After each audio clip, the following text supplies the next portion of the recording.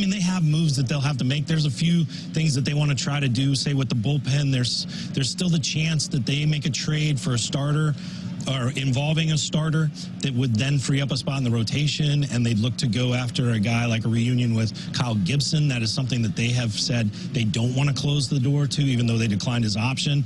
They do see a lot of moving parts where they shed salary in different places and then go into the free agent market to backfill.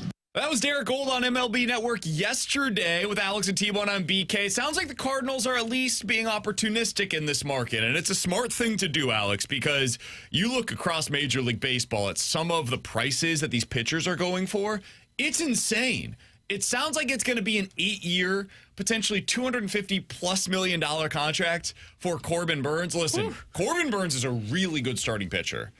There ain't no way in hell I would be giving him that kind of a contract. That's nuts, dude. And it's not just the top of the market. All right, so you're going to pay a ton of money for Burnes, Fried. This is nothing new. The top of the market's always crazy. Nathan Eovaldi got 3 years, $75 million. Luis Severino got 3 years, $65 million.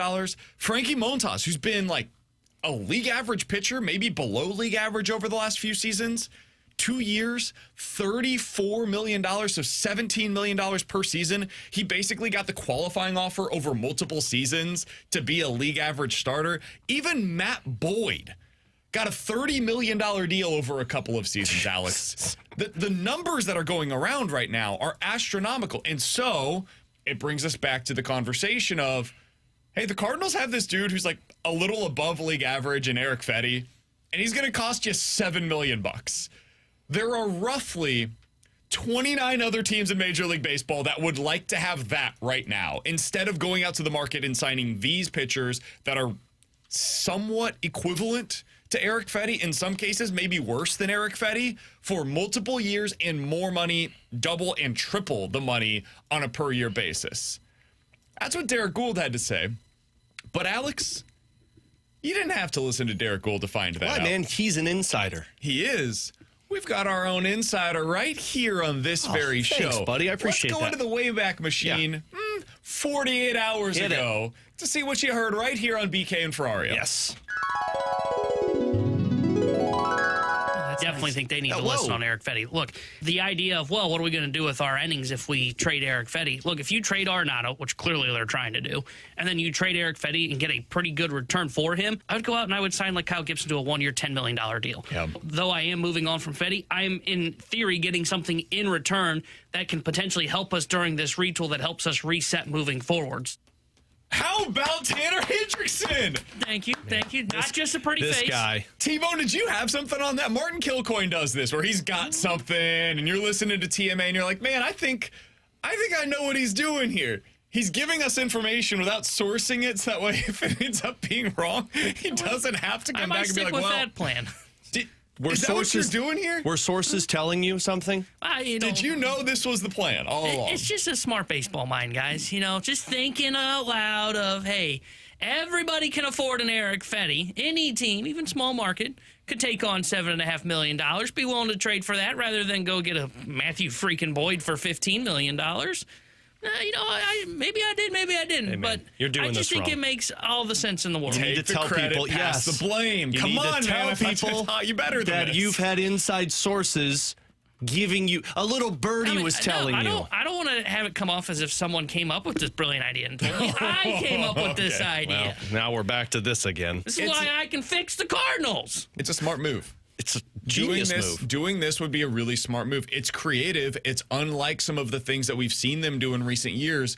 But the Cardinals do not have any leverage with the Nolan Arenado negotiations. None whatsoever. They don't have, honestly, any leverage with most of the guys that they could potentially trade. The one place where they do is with, well, two places. One, the young players that they're not trading. But two, the place that they could potentially deal from.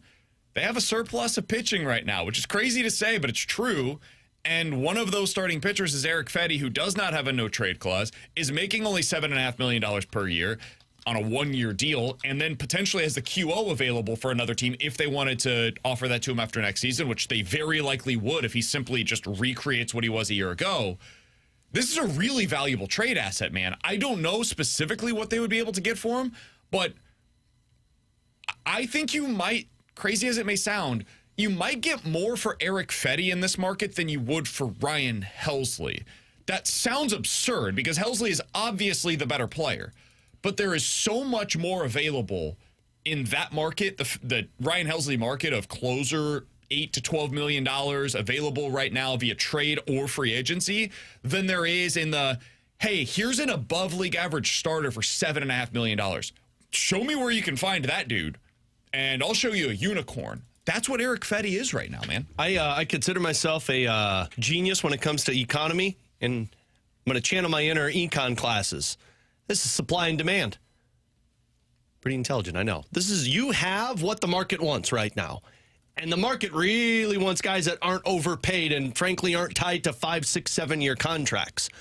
Why wouldn't you be exploring the market with some of these guys? Whether it is Eric Fetty, who is probably top-notch available for a lot of people, or even a Steven Matz, who I would imagine there are teams out there that look at that and say, you know what, we could get something really good out of Steven Matz for a season. I think he has real value on this market. I'm not going to hold on, or I shouldn't be holding on to these guys if I'm the Cardinals, because, one, they've said it's kind of a reset. And you know what you do in a reset? You kind of reset what you've got in your pipeline and on your major league staff. Why wouldn't you put a Kyle Gibson in your starting rotation, who was fine for you last year, and that's what you're expecting from Eric Fetty this season, to be fine for you, and trade that asset to where major league teams don't want to go to the free agent market and say, cool, we got a guy who's cheap. You only got to worry about him for one more year. You could QO him if you want, maybe get a nice draft pick. Give me some of your better prospects. That's how the Cardinals do this reset. This is the creativity that we've been screaming for a long time. So on your point, I do want to get your thoughts on Fetty, Tbone, but just real quick as the aside for the Steven Matz thing, Frankie Montas last year had a 4.5 ERA. He was below league average as a pitcher. The year before that, he threw exactly 1 inning. And then the year before that, he was 7% below league average as a pitcher. The last time he was an above league average pitcher was 2021. Sound familiar?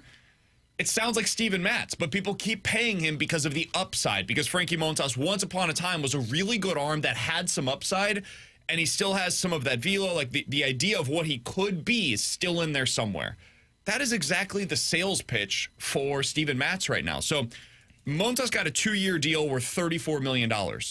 Steven Matz is on a 1-year deal worth $11 million. I do think there's going to be value there as well if the Cardinals were to decide to go down that path. Tbone, on the Fetty side of things, you've been all over this from the very beginning. Honestly, all three of us have been on the page of you should probably trade Eric Fetty, even though he's a good pitcher that you'd like to have around, but the value, I don't think it's ever going to be higher than it is in this moment. And that's where I am, and that's why I'm open and honestly would be shopping Eric Fetty is, look, Eric Fetty's a solid pitcher. He's the number 2 on the Cardinals because the Cardinals don't have a lot of pitching talent. He's a really good number 3 or 4 for a contending team, right? Or honestly, even for a mid-market team like in the, I don't know, the AL Central where everybody's bad as well. Like the Royals could totally use him. He'd be a perfect number 4 starter. And the reason he carries so much value is Steven Matz, I mean, in this market, $11 million, it probably looks good for mid-market teams. At $7.5 million, everybody can have that, right? You know right? who would be great for is Tampa. 100%. He would make a ton of sense for them, especially because they've got, like, McClanahan's coming back from Tommy John surgery, so they're going to be a little cautious with him. Speaking of which, another team that fits into this criteria that's always wheeling and dealing, the Padres are apparently listening to offers right now on Dylan Cease. They would make all the sense in the world for a guy like Eric Fetty. Just replace Cease. Now, it's not the same upside. He's not the same pitcher as Dylan Cease, but you get a massive return for Cease. Yeah. You spend a little bit less on Fetty, both in money and in prospect capital, and you come out ahead if you're the Padres. Yeah, and for them, like, you've got Darvish that's there, so, like, you don't really lose. Now, you don't have Musgrove this year, but you know, they've got Waldron. Like, he makes a ton of sense for just about everybody because a lot of these small market teams, when you hear executives that are complaining about, whoa, this pitching market, that's not coming from the Mets. That's not coming from the Yankees. That's coming from these teams that are like the middle of the pack in payroll and below that are, man, we need innings, but we can't afford a guy that's going to get a $60 million deal over 3 years. Eric Fetty makes all the sense in the world. Detroit, Minnesota. If Boston wanted to have a little bit more depth to their rotation, they would make sense. Baltimore, if they end up missing out on Corbin Burns, I could see them maybe transitioning over to the trade market to get a stud pitcher and then maybe add into their depth with a guy like an Eric Fetty. There's a lot of teams that make sense in this market, but I think you're going to have to wait. There's a couple more starters that I think come off of the board first. I think Jack Flaherty comes off the board first. And I think Corbin Burns comes off the board first. Once that happens, now you start to dip into the true mid-tier pitching market.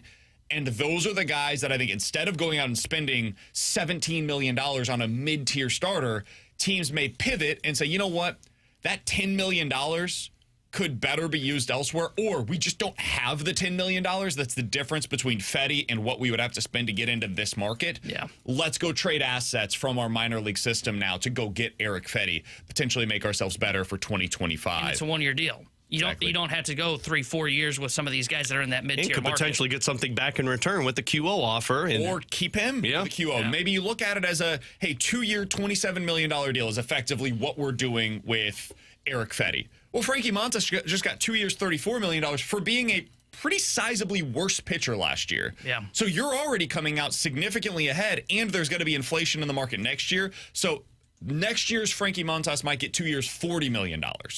So you're getting this for 2 years, 27. Yeah, that's a great deal. And some may wonder, okay, but why don't the Cardinals just do that? Because you can go out and get Kyle Gibson for $12 million and recoup this prospect haul for Eric Fetty, as Tbone mentioned earlier, and you come out ahead. What would have been nicer is if you kept Kyle Gibson in-house already, so because now the problem At the time, is... though, I do understand this order of operations, Alex. But now you're going to be getting into a bidding war with Kyle Gibson if other think teams you are trying will. to do it as well. And I think you got an Gibson's edge, the too. type of guy that gets into a bidding war. I think you're going to get into that $10 to $12 million range Yeah. no matter what. And that's what his team option was. And I think at the time they were so uncertain. I don't think they would have done this a month ago.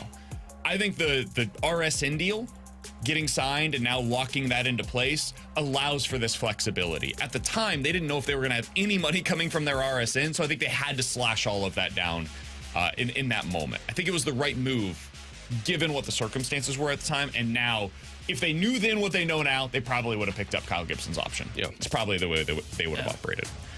One other thing here real quick. This market exploding the way that it has over the last couple of seasons is why you need to get as much as possible out of Andre Palante, Michael McGreevy, Quinn Matthews, Tink Hence, Zach Thompson, Gordon Graceffo, Matthew Liberatore. That group of pitchers, if they become 3 to 5 starters, those guys that slide into the back end of your rotation, it prevents you from having to go out and sign Luis Severino, Yusei Kikuchi, Frankie Montas, Matthew Boyd, Alex Cobb. All of those guys I just mentioned got somewhere between $15 and $25 million per year. Every single one of them. Avoid that. Develop those guys from within. It's what the Cardinals used to be great at. They have lost their way. Now they're trying to get back to it. The fingers crossed. 2025 can be the start of doing exactly that. All right, with Alex and Tbone, I'm BK. 314-399-9646 is the Air Comfort Service text line to get involved in the show. YouTube chat is off and running today at youtube.com/101 ESPN STL. Cat Dad Gamer brings up a fair point. Apparently, I missed the email that you guys put together that said you guys going to be wearing a flannel shirt tomorrow. Of all days. Oh, mine's not flannel. Of all days. It's checkers. Yeah, plaid, checkers, whatever. I wear that like 5 days a week. And you guys had to pick today when I wore a hoodie. Don't look Why like not today? Don't look like a schmuck, man. We're all dressing up. I kind of like the get up today. I do, man. I actually really like that hoodie. Thanks, man. I appreciate that. You know what, Cat Dad Gamer, keep it to yourself. No, that's not true. We like you guys. Yeah, we I like like you Cat Dad especially, Gamer. Cat Dad. Keep throwing those Gators posts out over there. there. We've got J-Rock over there. Bill's in there. We got a bunch of people over in the... Belichick? Belichick's a little busy. Oh, he's got press So he's in conference. Chapel Hill today. Yeah, he's holding a press conference. 2 o'clock. We're moving on to... Is that a 2 Or today? 1 o'clock. Sorry, 1 o'clock our time. We're moving on to week 1. It's going to be great. All right, Jeff Marek, one of the best NHL analysts in the business, is going to join us coming up in about 15 minutes. But next, we got to talk about the Blues. Alex, they needed more out of their top players. They're getting exactly that under Jim Montgomery. We'll talk about it next year on 101 ESPN.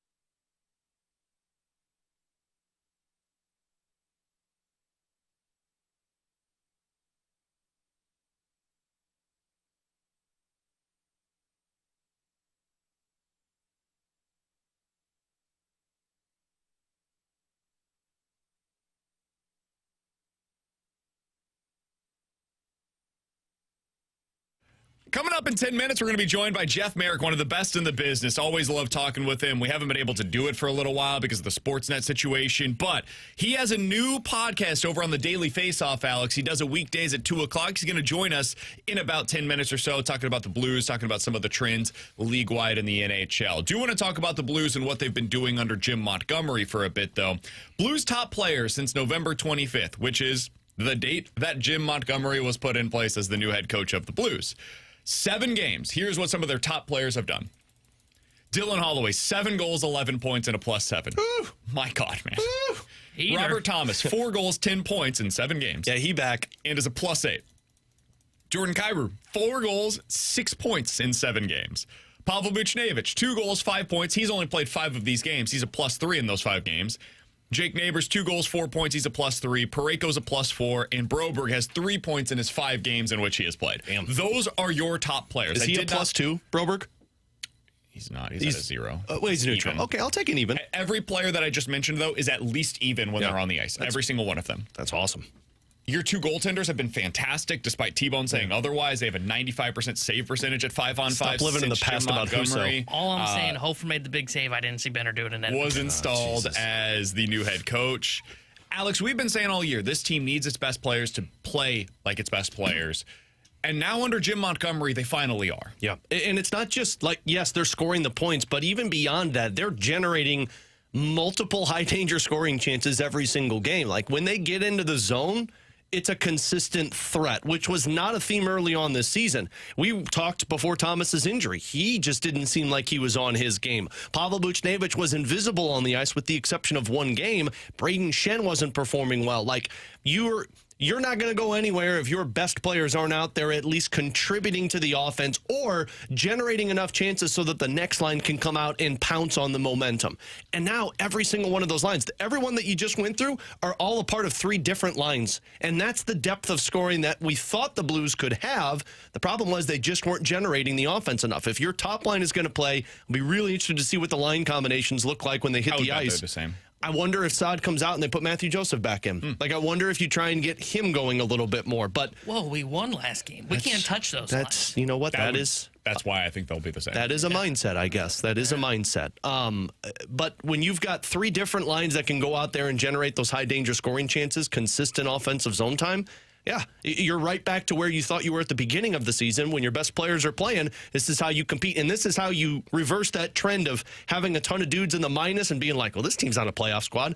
You read off those numbers, you're like, oh, yeah, this team could be a playoff team. They also have a number 1 player right now.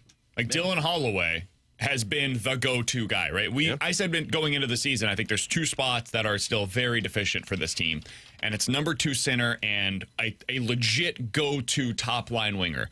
Well, even if Holloway isn't playing on the top line, he's producing like that guy that I was discussing. And I do want to give a little bit of credit. I didn't mention his name, but Braden Shen, while not producing the points, he is playing like a legitimate number 2 center right now. I don't know how long that can last. I don't know if that is something that is sustainable, but it's been really nice to see and honestly necessary to see. They needed that out of him. So they're able to right now piece things together. And Alex, you always talk about the pack mentality. That's the way this team builds under Doug Armstrong. Well, right now, one of the reasons why they're succeeding under Jim Montgomery is because of this depth of scoring that they've got. Yep. In any given night, it could be one of basically 8 dudes that you feel like could score for you offensively among your forwards. You can have a couple of guys that are scoring for you defensively right now. Colton Parayko has been a really good offensive contributor this season, and I think it's kind of going under the radar a bit because of what Broberg's been able to add for them offensively from the blue line. They have the depth of scoring that they've been lacking over the last year and a half or so, and that's been encouraging to see. It's also helping them avoid these terrible losses. One of the things that was their downfall last year was what they did against Columbus and San Jose. The worst teams in the NHL, they were not finding a way to win those games. Well, they beat San Jose in game number 2 this year, took overtime, but they did it nonetheless. And it looked ugly in that first period. You've got an opportunity, and they beat them in a shootout in the last time that you saw them. You got an opportunity to sweep the series tonight against San Jose. Get it done. Get it done. This is the kind of thing that the team last year was not able to do, and it prevented them from making the postseason. Let's go out there and get it done tonight, boys. This is where you pick up those back home. Yeah, well, and that's the part you really need to get better at home. I think you're still one of the worst offensive teams in the National Hockey League on home ice. On top of that, you're 1-4-1 in their last 6 games. Home. Well, that's very because true. they haven't played at home under Jim Montgomery other than one time. Touche, sir. But right now, it has not looked pretty at home, and that's going to have to be an area you also capitalize on. But yeah, I mean, this is what kept you out of the playoffs last year. I mean, you fought your way back into it, but you look at those 3 games against San Jose that you lost, there's 6 points. The 1 game that you couldn't pick up against the Columbus Blue Jackets, or 2, there's 4 points. You're talking about being a playoff team. These are the games you have to win, and it's the games like the Edmonton Oilers that if you lose, that sucks, but at least you were right there with it. These are the games you need 2 points in regulation. 314-399-9646 is the Your Comfort Service text line. That is where you can go for questions and answers, which is coming up in 15 minutes. But next, Jeff Marek, host of The Sheet on the Daily Faceoff weekdays at 2 o'clock with his new podcast. He's one of the best NHL analysts in the business. He's going to join us next year on BK and Ferrario.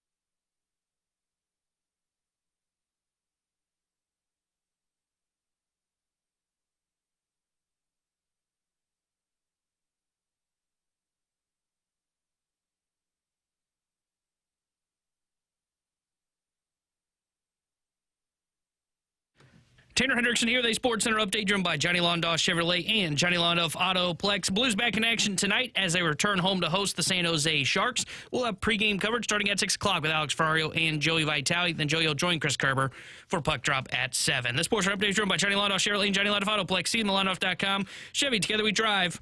Are you kidding me?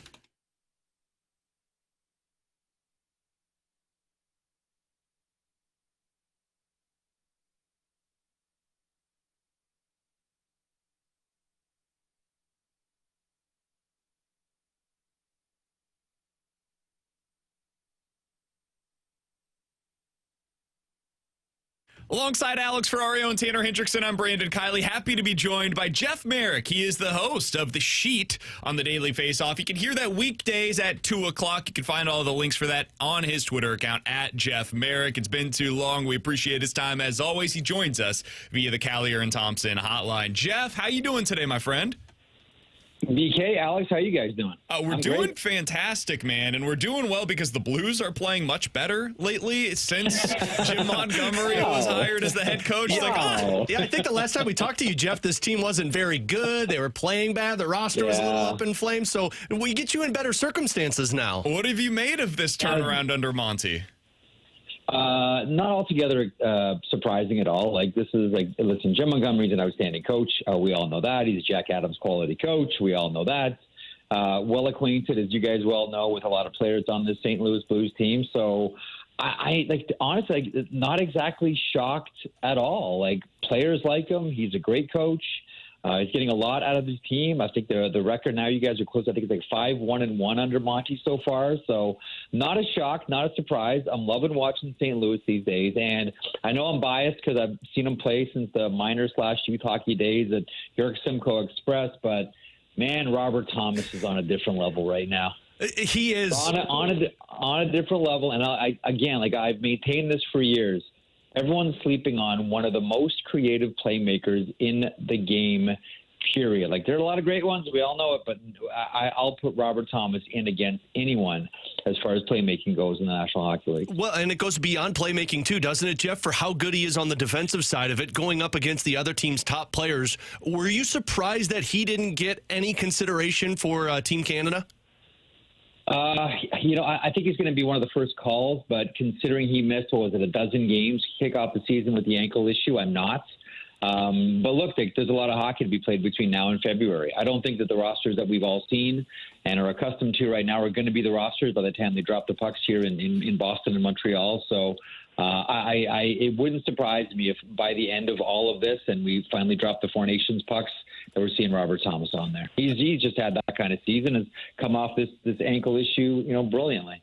Jeff, in his last 100 games now, he has more than 100 points. He's a plus 12 on the ice. He's a legit point-per-game player. He's playing more than 20 minutes a night. Yep. He's in that legitimate number one center role. There were some stats that came out last year about the matchups that he's going up against. He had arguably the most difficult matchups in the NHL among centers.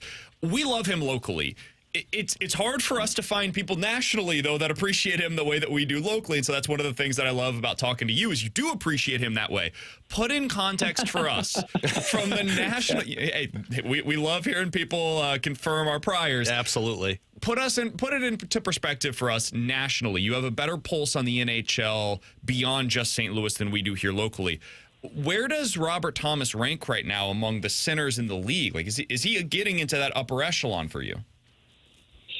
It's a great question. So he's not in that, Nathan McKinnon, Connor McDavid. Oh, geez, Jack Eichel's having an incredible season for the Vegas Golden Knights. Austin Matthews, he's not in that elite rarefied air. But I would make the argument that he's right underneath that as far as elite level centers in the NHL. I'll throw Leon Draisaitl into that top mix as well. He's in that second tier, and again, this isn't a slight. We're talking about killers here, the McKinnons and the Connor McDavids. I'll put him in that second tier of high end centers in the NHL. I mean, you know what it is, right, guys? If you're going to get noticed, if you're going to get that type of attention, you need a playoff run, right? St. Louis needs to go on the run, and people need to start noticing Robert Thomas when the puck gets a little heavier and everybody finishes their checks. I also feel like, Jeff, too, when you get that view, you either are the one scoring 40-plus goals or you've got a guy on the line with you that's putting up the same numbers that you're doing. Jordan Kyrou seemingly is that guy. Maybe Pavel Buchnevich can be that guy. Do you think that the Blues have that top-line winger as the 1-2 punch with Robert Thomas? I've been waiting. I think we all have because we've known how fast a hockey player he is. I think we've all been waiting for that, really, to that explosion with Jordan Kyrou. Like we don't really so much. It's interesting right now, ABK. Like we don't really focus on lines anymore as much as we focus on pairs. And the third player almost just becomes someone who's complementary on that line. But the battery of Robert Thomas and Jordan Kyrou, at times looks like, amongst the elite in the NHL. I just think we're waiting for this one to really explode. To me, it's Kyrou and Thomas. Thomas is the playmaker. Kyrou is the burner that can finish. So I think those are two players with skills that are complementary. They don't have a whole lot of skill overlap, if you know what I mean. Like sometimes, like you guys have seen, pairs or lines where everybody kind of does the same thing and it doesn't work. The thing I like about Thomas and Kyrou is they each do things that the other guy can't. I did want to ask a little bit of a follow-up on that, Jeff, because this becomes the conversation locally with Kyrou's contract. People are like, he's making $8 million. He's got to score 40 goals a year. That's the expectation once you get that kind of a deal. And then you look nationally at some of the contracts that are given out. Guys that score 40-plus goals are now getting, $12, $13 million in some places. How do you feel like Kyrou's production compares to what his current pay is? Do you think it's in line with that $8 million contract? Not yet. I mean, I want to see 35 to 40 consistently, right? I mean, to me, 30 to 35 is a baseline for Jordan Kyrou. Get up to that 35, 40, and then you start to say, you know what? This is not only a good contract, but this is a team-friendly contract. But when you sign deals like this, you kind of look at it and say, okay, you know what? Like, you look at Kyrou, he's in year 2 of this 8-year deal. You're not really thinking this thing is going to hit until years 3 or maybe years 4, and then those final 4 years become the year where you say, okay, this guy's on the team-friendly deal. The first couple of years of a contract like this, of the 8-year deal signed so young, are going to be the years where you say, okay, he's getting closer, but he's not there yet. So for me, he's still in the not there yet category. We've seen 30 from him before. I want to see 35 to 40. We're talking with Jeff Marek for a few more minutes here on BK and Ferrario. Jeff, of course, National Hockey Insider. You see him on Daily Faceoff with his podcast, The Sheet. So, Jeff, let's go to two players that are viewed now as team-friendly contracts, but when they signed with the Blues, I think a lot of people in Edmonton were saying, well, these guys are overpaid. Broberg and Holloway. Jeff, have these two guys opened your eyes in terms of what they can be for the Blues at 23 years old? Let's just get one thing straight here. The St. Louis Blues robbed the bank and didn't have to wear a mask. That's what this was. That's a great line. Right? This is a heist. Like the pennies on the dollar that Doug Armstrong paid in offer sheet compensation to get a top 6 forward and a first pairing defenseman, albeit, like, I do understand that there was some concern, maybe specifically about Broberg, because you hadn't seen it for a long enough time at the NHL level, dominated the American Hockey League at Bakersfield, had a really good playoffs for the Edmonton Oilers, as we saw, but you haven't seen it for long enough maybe to take that chance. But obviously St. Louis was fine with it. They had enough views, had projected out to know what this guy's going to become, because there were plenty. There were a lot in the Oilers organization that were wondering, would it ever really come together ever for Philip Broberg? This was like, there's no way around. This one's highway robbery. Like, this was, as far as offer sheets go, this was a Picasso. So, like, bravo. We know that they were always going to go as a pair. There were 2 other teams that were prepared to offer sheet, both of them. I've been told that Calgary is one of them. I don't know who the other team would have been, or the other team was, rather. But Listen, these two guys are on some very, very team-friendly deals, considering the contracts they're on. And it was, even though it was a losing effort, it was really nice to see Dylan Holloway score against his old team on Saturday. Oh, yeah. So, Jeff, I think locally we were very excited about Broberg because this team has severely lacked top 4 defensemen in recent years, and they've been trying like hell to make it work for them. And they just haven't been able to find it. They found one in Broberg. Holloway was... I don't mean this as any disrespect to him, but he was almost the afterthought. I was like, okay, another potential winger. Maybe he becomes a third line winger guy for him. Well, he has 7 goals and 11 points in his last 7 games since Jim Montgomery was hired. He's a +7 in that stretch, and the guy's unbelievably fast. He has a great shot. We're seeing all of the attributes. Yep. Did people nationally know this was in his range of outcomes? Because I don't think I saw this locally. I think if you follow the Edmonton, well, first of all, like look who he's playing behind with Edmonton. Like it's tough to get, it's tough to get a whole lot of ice time when you're playing behind the murderer's row offensively that the Edmonton Oilers have. So I think that if you're an Oilers watcher, you knew the potential for Dylan Holloway, but probably said to yourself, it's going to mean some bodies moving out here until this guy actualizes, and it might take longer. But listen, like this guy was a 14th overall draft pick for a reason here, coming out of Wisconsin. Elite level player, has the potential. Like he's trending towards having his best. Actually, he actually does have already his best season ever at 19 points. He just hasn't been able to have the games with the Edmonton Oilers.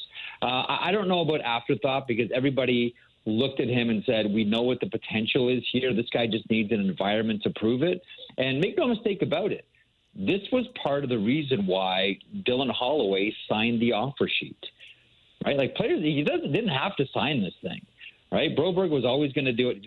Holloway didn't have to sign this one, but I think he looked at, the opportunity that the St. Louis Blues provided. He looked at the other two teams that were looking to offer sheet him as well and said to himself, like, look, I'm going to get the best opportunity. This is before Monty, as you guys know. I'm going to get the best opportunity to showcase what I can do in St. Louis because that position is available to me. I think like anything else, everything exists in a state of either potentiality or actuality. And in Edmonton, Dylan Holloway always existed in a state of potentiality, but we had a good idea, or we thought we had a good idea of what this guy could become. And bonus for the St. Louis Blues, he's becoming that player for St. Louis. Jeff, final one, and then we'll let you get out of here, and we always appreciate your time. I want to go back to Jim Montgomery because at the time, we talked about it in St. Louis, and it felt like we got some reaction that said, look, the Blues aren't in a winning window yet. It makes no sense to go get Jim Montgomery. They, of course, were aggressive. Where does that move by Doug Armstrong tell you that the Blues are at right now? You know what it tells it. Well, first of all, that was his guy, and when he had a chance to get Jim Montgomery, and unfortunate for Drew Bannister, who I got to know going back to when he coached the Sault Ste. Marie Greyhounds of the OHL, and I think we all feel for Drew Bannister in this situation that he really wasn't given the solid chance. But listen, a better player becomes available, someone has to exit, a better coach becomes available. The coach on the bench exits in this situation. I think what this does, and we're starting to see it now, I think this really complicates the wild card picture in the Western Conference. It wasn't too long ago we were looking at the standings and saying, you know what, this thing's pretty much done. And all they're going to do is just sort of jostle and jog here for position in the playoffs and seeding and who's going to play who. It's going to be a fight, a race to the end here in the Eastern Conference, but the West is already done. I think under Jim Montgomery here, I really do think that all of a sudden there's more of a jump ball for some wild card positions in the Western Conference. Jeff, I tell you this all the time, man. You are our favorite here in St. Louis. Hey. We always appreciate your time, my man. Keep up the great work, and we'll be watching you on the sheet, which is at 3 o'clock Eastern, 2 o'clock St. Louis time, Monday through Friday over on Daily Faceoff. Very kind words. Thanks for the promo. Can I ask you a really quick question? The fact that Parayko and Binnington are there, does that mean that you're cheering for Team Canada? Boy, Jeff, you just put me in a conundrum because the way that I think I do this is you go country Jeff, first. There is nobody in America that appreciates Colton Parayko and Jordan Binnington more than Alex Ferrario. Not one. Not a person. Jeff, here's the hard part. I feel like it should be country first, then team, then players. But I think with Parayko and Binnington, it might come player first, then country, then team. we have room here. We've only got like 35 million people in this large country, the second largest country in the world. We have plenty of space if you'd like to join us. We have room. I tell you what, Jeff, if I bust out the red and white during this Team Four Nations tournament, I'm sending you a picture first. Red, white, and blue. I'll put blue socks on, so I'm a little American still. Cheer for the USA, because fingers crossed, we get that Canada USA final that we all want. Absolutely. Fingers crossed on We've got the Kachuk brothers as well. That's coming from St. Louis. There's divided interest. I'll tell you what I'm most excited about, Jeff. If Colton Parayko scores a game-winning goal for Team Canada in the Four Nations tournament, I can't wait for watching all of Canada to react to Colton Parayko having the moment. I still remember, because he was playing junior with the Mississauga Ice Dogs. Going to try to keep this brief. And at the World Junior Championships, Patrick O'Sullivan scored the game-winning goal off his shin pad. The bad pass by Marc-Andre Fleury. USA wins gold. They wanted to do a big celebration at home. Mississauga Ice Dog, albeit American center. They had him at center ice, and the place booed. I couldn't freaking believe it. I'm like, he's one of your own players. That's how much that tournament means to Canadians. Get over it. The guy's had to come back with a gold medal, even though he's not. Anyway, may we get that dream Canada-USA matchup at the end of all of this, knowing full well that this thing's going to be a Sweden-Finland final. God, you nailed it, Jeff. You're the best, man. Thanks, boys. There you go. Jeff Marek. I love that guy. I love getting to talk hockey with him. By the way, one of the best lines, I think we give Armstrong credit for the lines that he comes up with. I do that to my own mother. Grandmother? Was a mother. Mother, yeah. I would offer sheet my own mother, just to be clear. Well, in reference, the question was the offer sheet. I would have done that to my own mother. Anyway, him saying that the Blues robbed the bank without wearing a mask, we should make that a BK and Ferrario t-shirt. Yeah, I mean, he's right. I know what's happening right now. They're paying $6 million, $5.5-6 million bucks for two players that are a top pair defenseman, and I mean, at a minimum, top six forward. Yeah. You would pay more than $6 million a piece for those guys. And you gave up a second and a third round draft pick for them. Absolutely insane. It's awesome. That was a great conversation. Always enjoy catching up with Jeff Marek. You can find him again over on the Daily Faceoff now. That's where his new podcast is being hosted. It's called The Sheet. Weekdays at 2 o'clock live. You can find it wherever your podcasts are. And, of course, follow him on Twitter, at Jeff Marek. Coming up in 15 minutes, what would the Cardinals' pitch be to Roki Sasaki if they ended up going down that path? They're going to try. But what's the pitch, and what does it say about their pitch in terms of where the organization is at right now if it's lacking? We'll talk about that in 15 minutes. Questions and answers coming up next.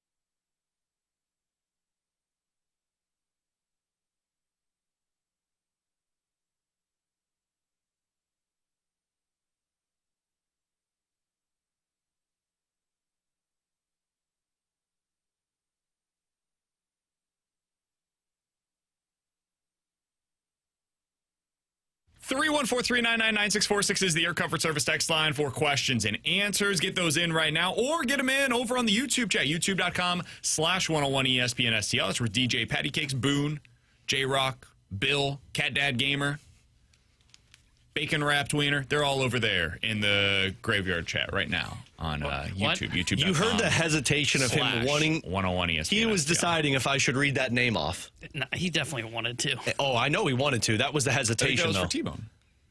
What? The bacon wrapped wiener? Yeah. He likes hot dogs. There is a picture of you on that profile, so makes sense. Guys, do you think that the Blues cap issues could prevent them from extending Broberg, Holloway, Neighbors, or Hofer? Absolutely not. They don't have cap issues, guys. Well, these individuals, I would assume, take Dom and all of those others over at the Athletics word by heart. There's no cap issues for the Blues. Now, they've got everybody locked up that they need to for next year. Everybody's under control. With the exception of Joel Hofer, that one's going to get done. Sure. The next year, the cap issues that we're talking about, Brandon Saad's money comes off the books. Matthew Joseph's money comes off the books. So does Sundqvist. So does Toropchenko. The final year of Justin Falk, Torrey Krug, Nick Leddy's money comes off the books. And you got to figure out Broberg and Holloway. And the cap's already going up, 5% next year? And they're expected probably even higher the next year? There are no cap issues for the Blues. That's the thing. The cap is exploding in a way where it is really not as hard to figure out as I think some are making it out to be. Now, you're going to have to pay Broberg about $8 million a year, most likely. And I think he's the one that you just go all in on and say, 8-year, $8 million deal. Let's get it done. Yeah. There's no reason to haggle over the terms. Like, what do you want? 8 years is all we can offer you. We'll give you that. What is the dollar figure that is the lowest that you're willing to take? And then just get it done. Holloway is interesting to me because if he continues on this pace, hard to do, but if he does, I don't know if he's going to want a bridge deal or a long-term one. I would imagine a bridge. Yeah, I could see him doing more sense what they did with Pavel Buchnevich when they got him from the Rangers. Where they're going to like give you 4 years, $5 million. Because at the end of that contract, you're going to be 27, 28 years old. Schwartz did something similar, Schwartz right? was a bridge deal, yeah. Schwartz did that one as well. I think Vladdy did that too before they signed into that big, long contract. I can't remember if Vladdy did it or not, but I'm pretty sure when Schwartz they got Buch over here, Buch was what, 25 years old? 26 years old. He was an RFA. The deal with the Rangers was he wanted a contract. 5.8 is what he ended up I could see them doing that with Broberg. With Holloway. At the end of Holloway's contract, he's going to be 24 going on 25. You look at him and say, we'll pay you until you're 29. And then guess what? When you keep doing this, we'll pay you then. Like, I absolutely, and I think JR even had that in his mailbag too of like, yeah, probably like a $5 million per year for Dylan Holloway and give him a couple and then you try again. From the 636, guys, what would you say is the most overrated thing in STL? I know the Blues did this the other day, and Jim Montgomery had my answer, which is Provel cheese. I'm so sorry, but did you the Joseph brothers? Yeah, Matthew Joseph said it was Sidney Sweeney. And P.O. Joseph's reaction was priceless. I agree with him. What? I agree. You agree with P.O. Joseph? No. Sidney Sweeney's fine. I don't think she's that good of an actress. I love Euphoria. The show itself is good, but she's I don't probably think that's the what worst he was part commenting on. What else would he be commenting on? You know what? Let's leave that one to the I would graveyard. say the most overrated thing for me, I would go with the Arch. Dude, same. So Once you've been there once, it's done. Nationally, though, I agree with you. It's cool as a landmark. Nationally, what is St. Louis known for? Toasted or heavy? The Cardinals. Sure, but The zoo. it's the Arch. So I do think it's cool. Like in Chicago, you know what the most overrated thing in Chicago is? The bean. The Bean. Yeah. Most I agree with cities, that. their quote unquote monuments are the most overrated thing for the people that live in those cities. Like, what is New York probably most known for? Times Square, right? Statue of Liberty. Fair. But those two things.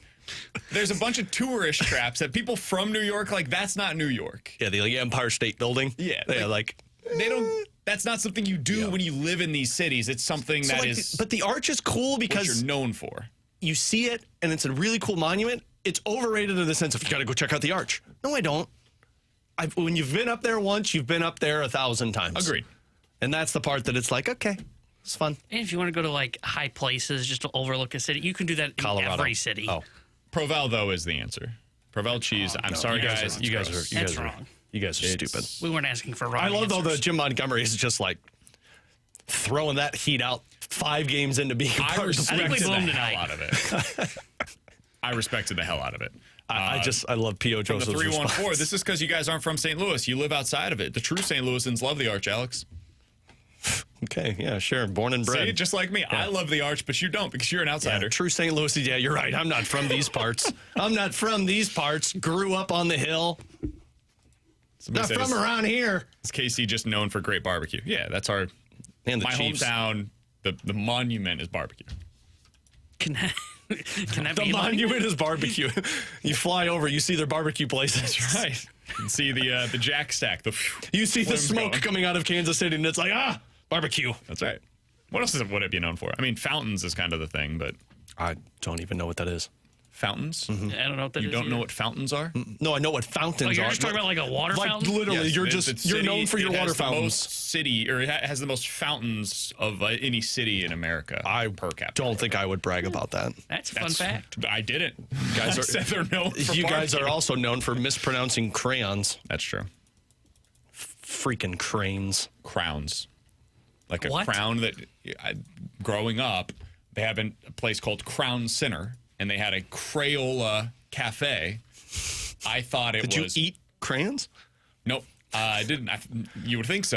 I was Sometimes I dropped wonder. on my head as a child, went to the hospital, stopped breathing for a little bit, so maybe that has to do Did with you it. eat paint but chips when you were a child? I thought it was Crayola Crowns.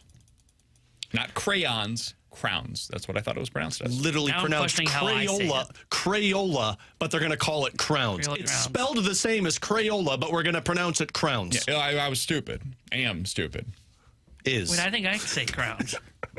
You say crowns too? I think so. No, you Crowns. don't. I'm thinking I do. You don't say crowns. I'd like to color with the crowns. You don't. I definitely My don't say 3-year-old. How do you say it? Crayons. I definitely Crayon. don't say that. Crayon. No, I say crowns. Yeah. You don't say crowns. I used to. Congratulations on being a big dummy like me. Coming up I wouldn't next. brag about that. What would the Cardinals pitch be to Roki Sasaki? Is it convincing? And if the answer is no, We just talked about all the overrated things in St. Louis.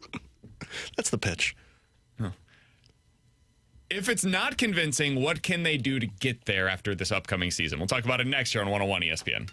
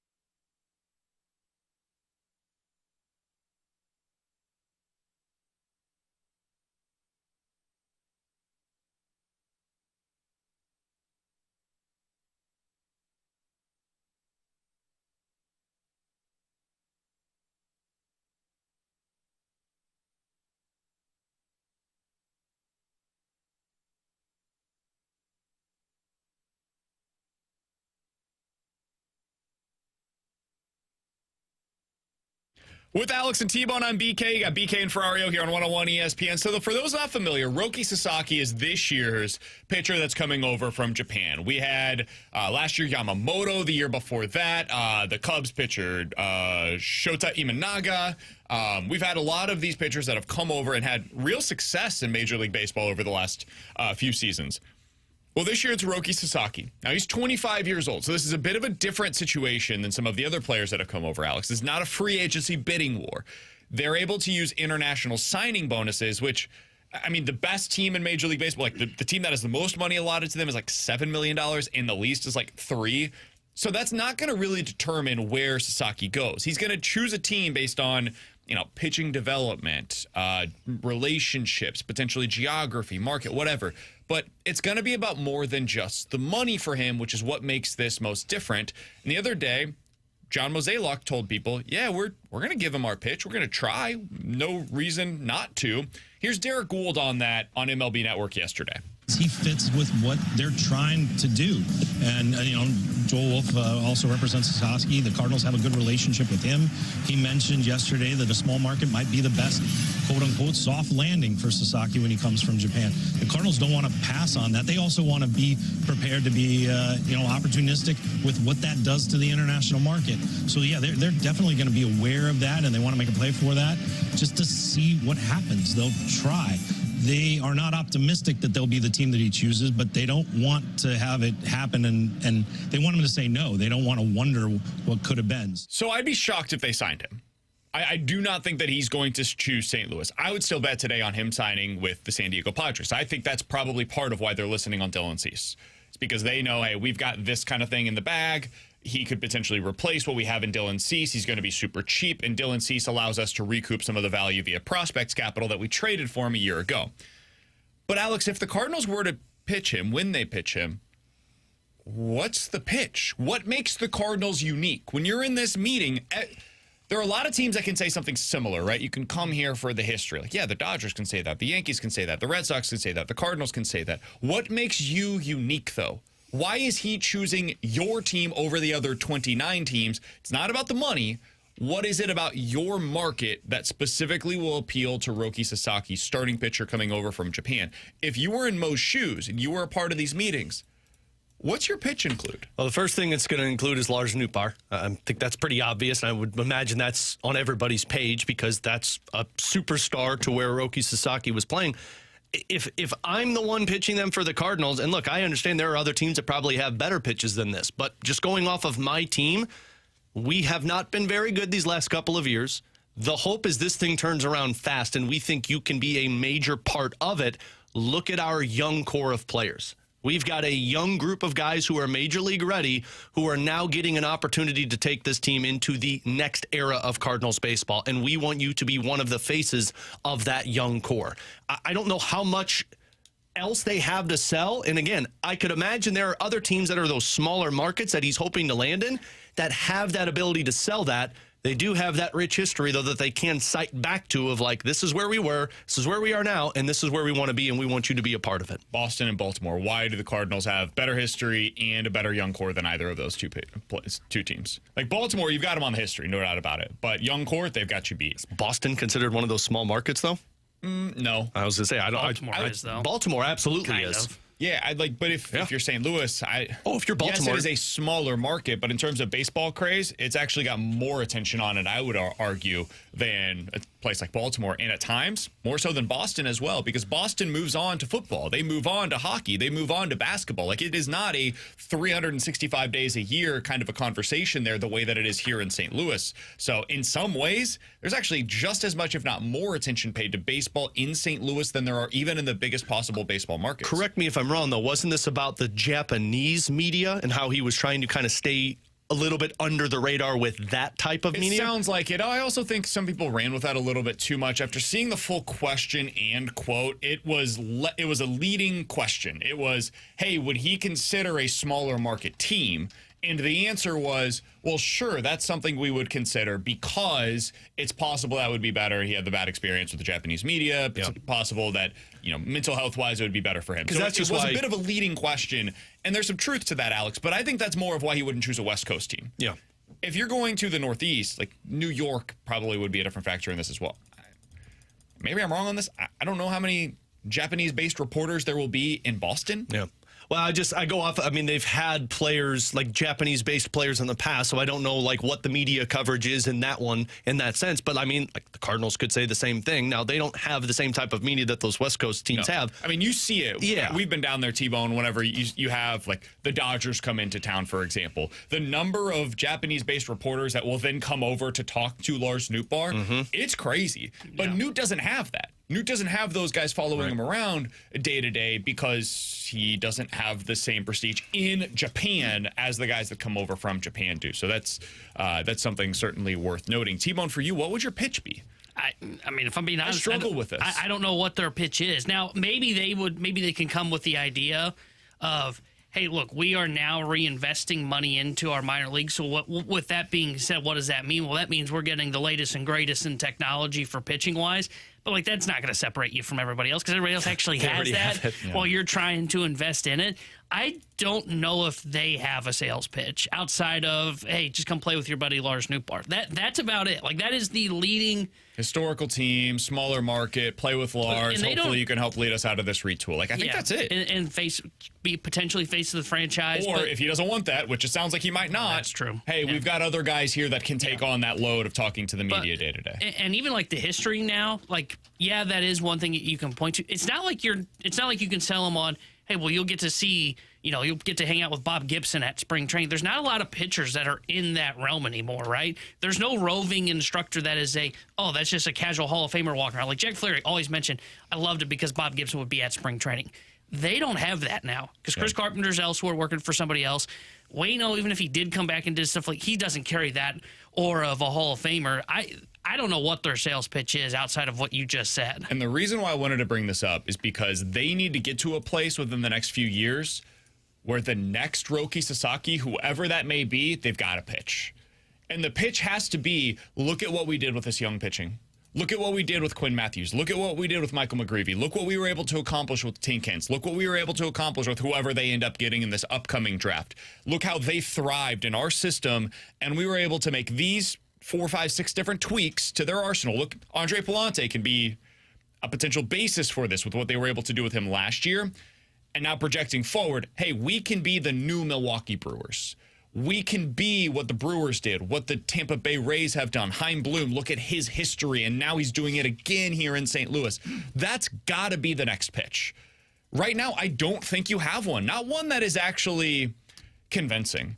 Like, you can say the things that the Cardinals would say. Hey, look at our rich history. We treat our players really well. People like living here. It's a comfortable place to be. You don't have to deal with the traffic that you would in Los Angeles. Like, you can live 25 minutes outside of the city, kind of be on your own. People will respect your family. Like, all of this stuff is good pitch. It's a good reason to live in St. Louis, in my opinion. It's a good place to raise a family, but is it really convincing for a guy that has every market in the country available to him and his number one priority is his professional development? I would say no. So you've got to get to a place where you can sell that to the next guy that is in this situation. I don't know when that's going to happen, if it's next year or if it's 5 years from now. But get yourself into a place where you've got something next time around that you can pitch for a player like this. Because right now I don't think you have it. I think maybe on the position player you could argue you do. On the pitching side, no chance. No chance, not right now. He's Alex, it's Tbone, I'm BK. Coming up in 15 minutes, we're going to talk to Joey Vitale, Blues analyst for 101 ESPN, and, of course, FanDuel Sports Midwest. We'll get his thoughts going into tonight's game against the San Jose Sharks, a game that you will hear right here on your home of the Blues, 101 ESPN. But coming up next, time for some NFL quick hitters here on 101 ESPN.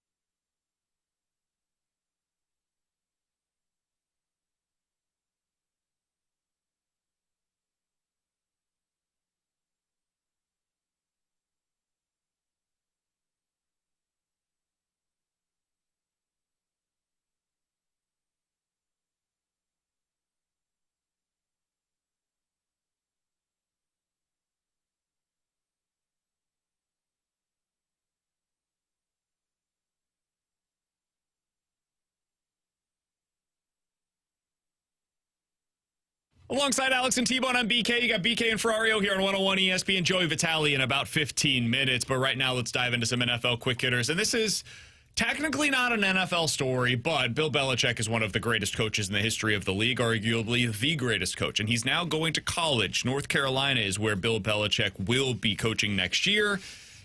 He has agreed to a 5-year deal, which I believe is worth $10 million per year. Good for him. Top 5 paid coach in college football now.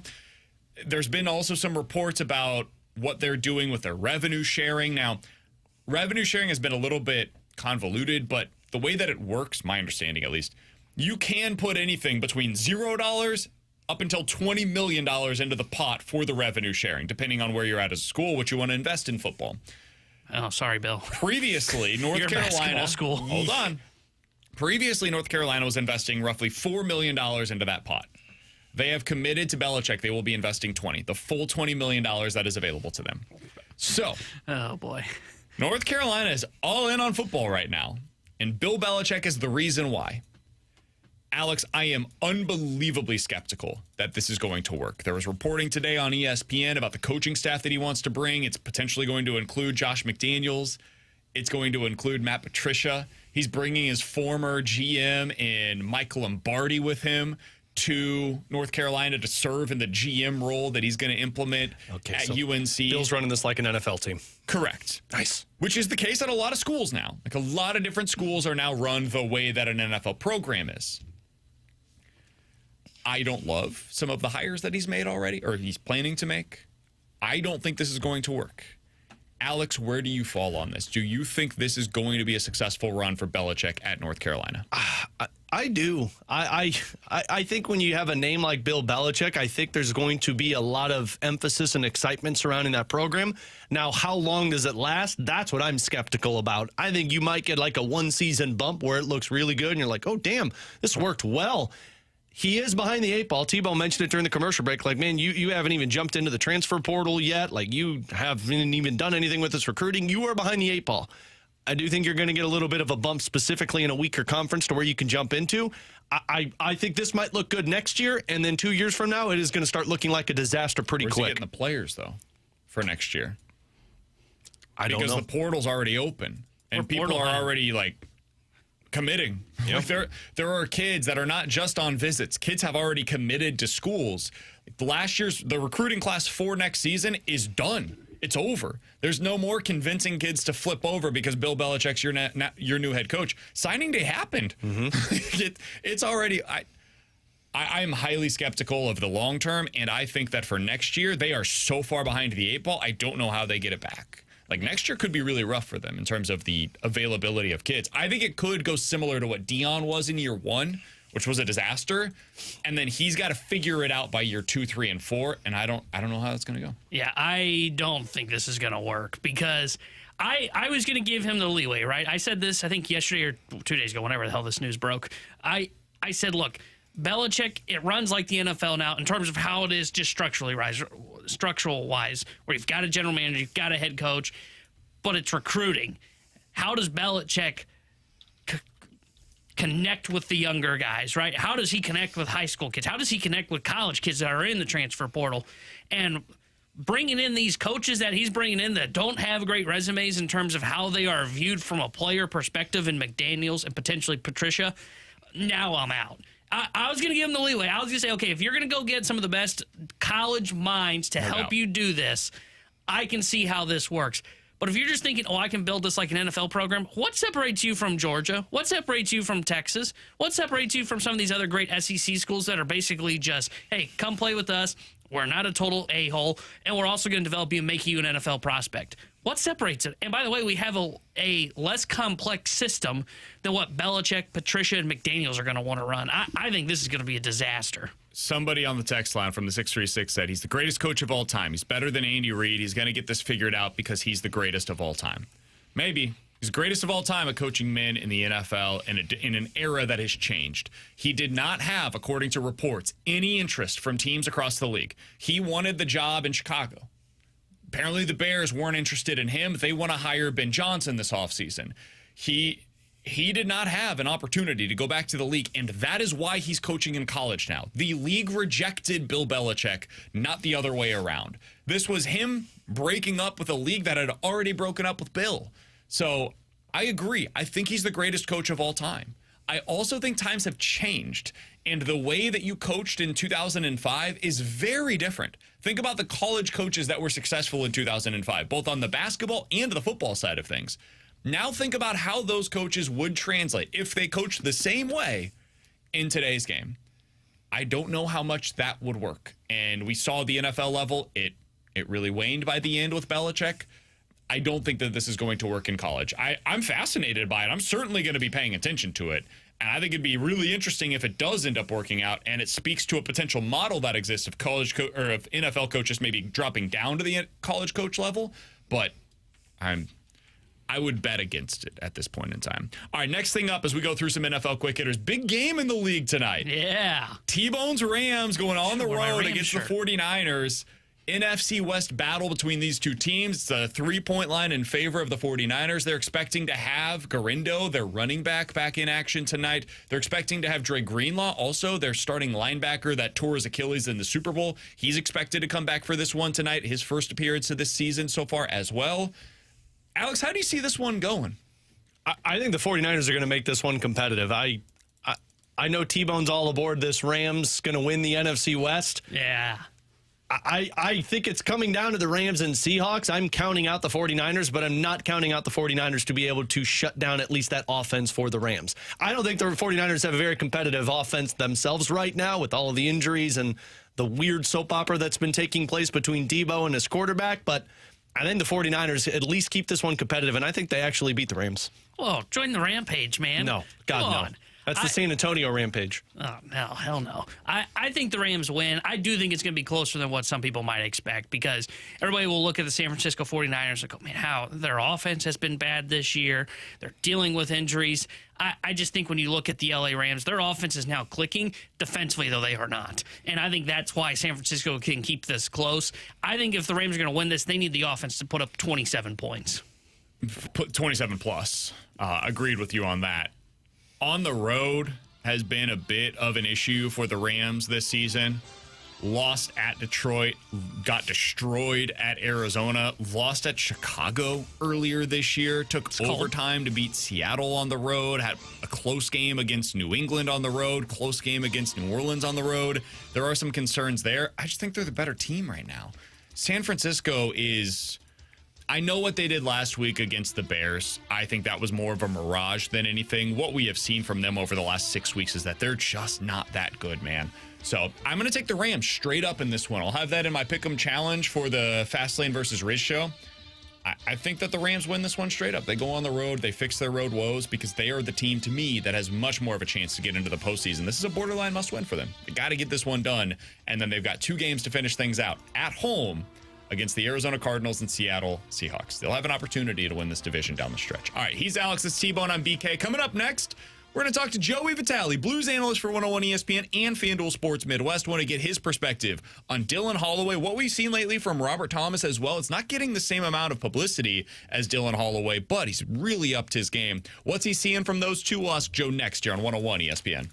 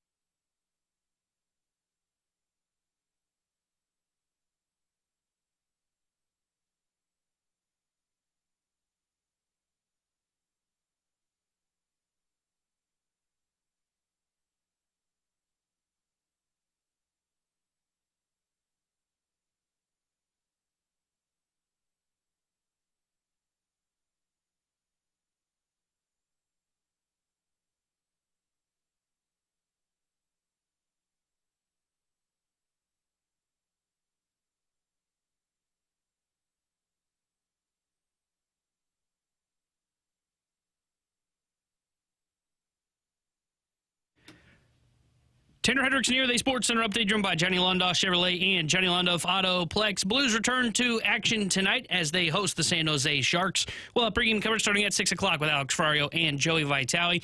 Joey will join Chris Garber for Puck Drop at 7. The Sports Update is driven by Johnny Londoff Chevrolet and Johnny Londoff Autoplex. CNLondoff.com. Chevy, together we drive. Are you kidding me?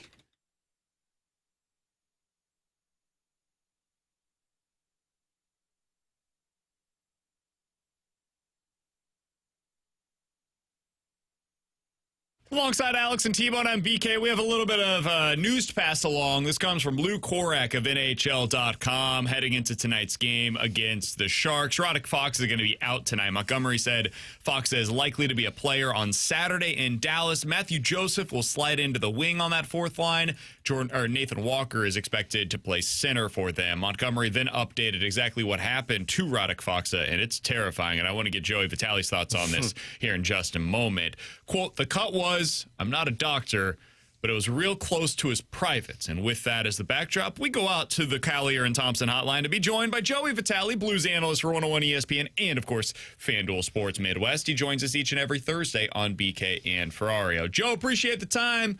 Let's get your thoughts on Roddick Fox and the cut that happened to him over the last couple of days. Joey! BLC, please keep this clean. What's up, boys? What's up? Yeah. How about that, huh? That ain't good. Joe, have you ever had anything close to that? Well, I've had a vasectomy, a reversal, and then another vasectomy. Yeah, That's same thing. That's about as close as I've ever had to something like that. I mean, that's super scary, as we all know. But you know, like the human body, it's built to survive. That's why we got two of them. You know, the human body is amazing. You know, you get two of a lot of things just in case one goes down. So worst case scenario, if the one does go down, you have another. You know, I've heard that you only need a quarter of every organ. So quarter of your heart, you can survive. I think a half of a lung, you're fine. I got one kidney. If that thing ever craps out, or at least I get half of it. Joey, I got you. I'm happy to share a kidney. I basically, if I know you, if you know my name, I'll probably share a kidney with you. I appreciate it. Maybe I might need that one day. So I'm gonna hold. I might give you a call here in about 30 years. Hey, BK, remember that time back in I don't know when it was. I got you. Trying to figure out why It's all BK's yours. just offering up organs right now. I mean, kidneys are, dime a dozen. You know, it actually is amazing. You think I don't know how it doesn't happen more often. Skate lacerations, cuts, whether it be a wrist or a leg or an ankle. And I played when Matt Cook cut Erik Karlsson's Achilles tendon. His skate came up on the back of the heel. Remember? I mean, you got 12 guys on the ice sheet, and it's slippery out there. So essentially, you got 24 razor blades that are just flying up and down the ice. I don't know how this stuff doesn't happen more often, quite honest. You're glad that Roddick Fox is okay because ain't no one got time for that, as they say. Dude, the Evander Kane one that happened, what was this, a couple of years ago now? When I saw that, I haven't been able to watch hockey like the same way ever since. How do players how do players try and like remember that when we're falling, try and keep the skate blade in so you don't put it up in the air? Yeah, I mean, again, I don't know. I think it's kind of like an understanded rule, you know. But it was such an incidental play. It was kind of a nothing play. And if you watch it a couple more times, he actually continues to play for a quick second before he realizes that. Of course, he got nicked up there. So and then sprinted off of the ice. He was limping. Centimeters away from something being really, really tragic. But luckily, he will be okay and possibly going to play on Saturday versus Dallas Stars. So the roster moves with that. Matthew Joseph gets back in, Joe, and they're moving Nathan Walker over to a fourth-line centerman role. I love the fact that they have just continued to say Nathan Walker stays in this lineup, and now you get an opportunity for Matthew Joseph to jump in and try and stay in the lineup. Yeah, I just saw Matthew. You know, he's all business right now. I'll tell you one thing about Matthew Joseph. You know, there are players that get healthy scratch and they're in and out of the lineup. And there are times you see guys who are, you know, positive and optimistic even though they're in and they're out. Matthew Joseph's a competitor, man. I saw him this morning. He's got his stoic face on. He's all business. If the game was right now, he'd be a game changer. That's how passionate he is. He can't wait to get back in the lineup tonight. It was not only a long road trip for the team, but imagine not playing in some of those games. I mean, that's kind of what he went through. So he's a bit exhausted, and I think that this is a team that is going to have to really lean on him for energy here tonight. Jim Montgomery just talked about him bringing energy. He just come off a long road trip. You know, he mentioned that this Blues team is still kind of in Rocky Mountain time zone because of the flights coming from the West Coast. So the start's going to be important. You got to start early, especially against the Sharks, because I think they're a negative 27 goal differential in the first period. So you want to jump them early and often, certainly, and then having the energy of a fresh player like Matthew Joseph can really help. Joey Vitale joining us for another few minutes here on 101 ESPN. Joe, I wanted to ask you about another forward who's been in the lineup, and that's Dylan Holloway. 7 goals, 11 points, plus 7 in the 7 games under Jim Montgomery. He's been unbelievable, and he's doing it in every possible way. The last game that he was in, he had that moment where they were getting a line change behind him. He dumps the puck in. He makes the gritty play, ducks underneath and fights through the contact and goes and dumps and chase. He's got, obviously, the shot, unbelievable speed. Every attribute you could really look for, and now we're seeing the production follow. What have you seen from Dylan Holloway under Jim Montgomery that stood out to you, Joe?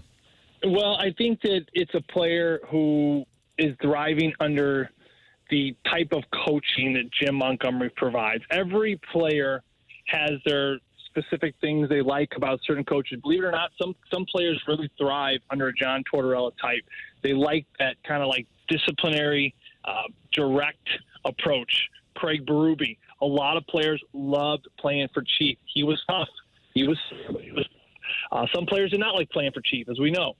Jim Montgomery is similar to Chief in some ways, but not in other ways. I think Jim brings a level of charisma, humor, lightness, fun to the games, the practices, the morning skates, the meetings, even just being around the rink. He's got a smile on his face. He is that type of personality. I think there's something about that Dylan Holloway really resonates with him.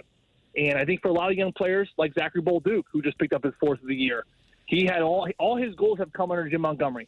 You know, before that, Zachary Bolduc hadn't had one. I mean, so a lot of these young players really in this next generation of talent, I think some of them really appreciate what Jim has brought. Now, you got to give it to Dylan Holloway. Yeah, you can love your coach all you want, but you got to be the player to go out there and do it.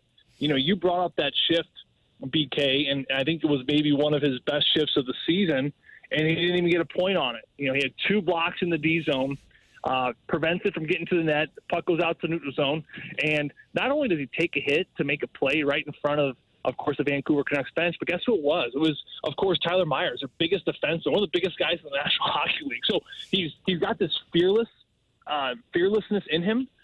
You put that together with his skill set, his hands, and ultimately his greatest gift, which is the shot. It just pops off his stick. You watch it. Some shooters have velocity. Look at an Alex Ovechkin, just straight velocity. You know, you look at a player like, let's call it Philip Forsberg, or even Leon Draisaitl. Austin Matthews is an even better one. They have the accuracy. They can put that puck exactly where they want it. David Pasternak's like that. You know, Sidney Crosby, I won't sit here and say he's got the most accurate shot. He certainly doesn't have the most velocity behind his shot. What makes him so successful as a shooter, when the puck's on his blade, the amount of time it takes from getting on his blade and off his blade, we're talking milliseconds, but for him, it's so quick. It's like, pop, it just goes like in and out so quickly where the goalies can't react. And I think that's what Dylan Holloway has in his shot. It's on his blade and it's off in his blade with very, very little time for the goaltender to react. Joe, on the offensive side, just in general, bigger picture, I think there was a lot of people that were still concerned that this might not be a dangerous offensive team. Now under Jim Montgomery with 7 games under his belt, does this offense look a little bit more dangerous to you? It is. It's not going to – you're not going to outscore opponents still, if that makes any sense. I think that was something that at the beginning of the year we knew. What I mean, outscore an opponent. I mean, you can't go chance for chance, and you can't trade chances and trade goals and expect to win games. Let's call it 7-6. You've seen some of these games around the National Hockey League over the last couple of weeks. I watched one the other night, 7-6 final game-winning goal in the final minutes of the game. I don't think we're going to see that out of this team. I don't think they can willfully score more goals at an astronomical level to beat teams. Now, the offense has gotten better. The production has increased. They are getting the games with 3, 4. Maybe it might take overtime, but you get that fourth one. Before with Drew Bannister, remember, it was 1 goal, 2 goals, no goals. So now they're entering that 3-4 threshold. Whenever you put 3 in the net, you're going to give yourself a really good chance. That's the magic number. You have to figure out a way to score 3 goals. Because if you can score 3 goals and you can defend well, you're going to win most of these games, especially with the goaltending the Blues have. So, Alex, to answer your question, they're not looking to find an elite offense and do certain things to get 6 and 7 in a night. They're okay with 3. They're okay with 4. You know, it kind of reminds me almost like a Vince Lombardi football team with the Green Bay Packers back in the day. You know, they would take 4 yards every time. Run the ball 4 yards. Run the ball 4 yards. It doesn't sound like a lot, but you keep hammering away at it, and eventually you're going to keep getting down the field. I think for the Blues team, it's the same way. Look for 3, look for 4, but you better defend well, which they have been, and certainly they got the good goaltending tandem with Jordan Bennington and Hofer as well. You look back at what they've done, Joe. I mean, they've won like every game. They've at least earned a point in every game that they've scored at least 3 goals in. I mean, dating back all the way to the beginning of the regular season, going up against Vegas. So when they score 3, that is truly the Blues' magic number this year. Get to 3, you get a point. That seems to be the goal. Hey, Joe, appreciate the time, man. Really good insight as always. We'll talk with you again next week. Sounds good, boys. You guys be good. Take care of yourselves this weekend, and we'll talk to you next week. See you, Joe. That's Joey Vitale joining us as he does each and every Thursday here on 101 ESPN. You guys are going to be flying solo on that next week. I'm going to be out of town doing my thing down in Mexico City. Damn, it's going to be a rough week, Tbone. You guys going to miss me? It's going to be a rough week, Tbone. Tbone's going to miss me. I know he will. No. You're going to enjoy doing all the notes? I didn't get notes from you last night. That's true. And Alex sent a couple of notes the last couple of times you were out, so let's pump the brakes. Yeah, we split it up. Yeah. Why doesn't that happen when I'm here? Because you're our fearless leader. So I let our fearless leader do what he wants. Grant, I was waiting. I stayed up till 3 a.m. waiting for notes from Brandon Kiley. And I was never too, got man. them yesterday. I told my wife I can't go to sleep because I got to wait for the notes. Well, I'm so tired today. I will just say we had a lot of guests on today. We had a lot of benchmarks going into today. So I figured you guys would be good without the notes last night. No. If you need I them, ever know what we're going to talk about? I didn't appreciate the throwing under the bus there by my teammate, but that's fine. Tbone had my back. It's fine. Yeah. you guys will have a lot of fun next week. Oh, we know. Potentially going to have it's the week after that I'm actually going to be or Buster Early. I'm sure John Mozeliak will come on with you. We get Doug Armstrong on, probably in studio. Cardinals PR would answer maybe, but I bet you Yachty's going to come on with you guys next week as well. Tell you what's going to be rough. He's busy. I'll tell you what. The week after next is going to be really rough. Yeah. Is that when you're out? That's when I'm out. That's when Tbone's out. Sorry, man. Oh, really? Yeah. Yeah, that's going to be a rough Are we week. going to have a show with the three of us in studio prior to January 1st, like starting next Monday? No. Will there be a show? Yeah, probably that last week. The week after Christmas. Are you off then, too? Yep. Oh, yeah, no. Tbone's just using all of his vacation days for the rest of the month. I won't be back till 2025 after next week. Because I'm off next week, and then we're all off the 25th through the 27th, and then Tbone is off the 30th and 31st, right? Yeah. Are you in the 23rd and 24th? No. Well, yeah. All right. This is it. All right, Tomorrow's ladies and our gentlemen. second will be our- Well, not this is it. This week is it. Friday's your We last don't day. know. That's true. BK will probably come down with a cough. Coming up next, we're going to dive into the junk drawer. Katie Wu joins us at 1 o'clock here on 101 ESPN.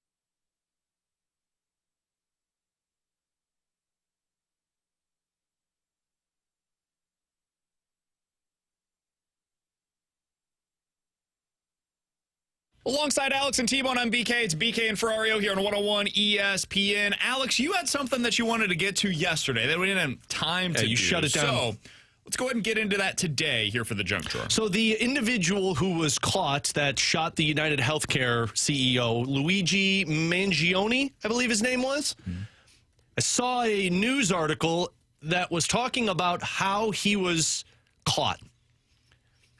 And I've never felt more Italian than the headline that I read. Like, he was caught because he was flirting with the employee at McDonald's. What a move by an Italian. You know, you're just out and you're like, hey, isn't it an interesting individual? I'm going to pull my mask down and I'm going to flirt it up a little bit. And so his flirting led to that individual calling the cops. And that's how he his face got recognized, too, was at on Starbucks, camera. I think. It was McDonald's. Well, no, McDonald's where he got caught, but it was at the hostel. Yeah, that's right. In New York, where he had to pull down his mask to... Yeah. But the headline was, shooter of the United Healthcare CEO caught from flirting with McDonald's employee, and that's an Italian move. Of course it was Luigi. Of course it was a Luigi, man. And he just looks like a Luigi, too. He's got the hair, he's got the skin color, he's got the nose. He looks like a Luigi. He looks like us.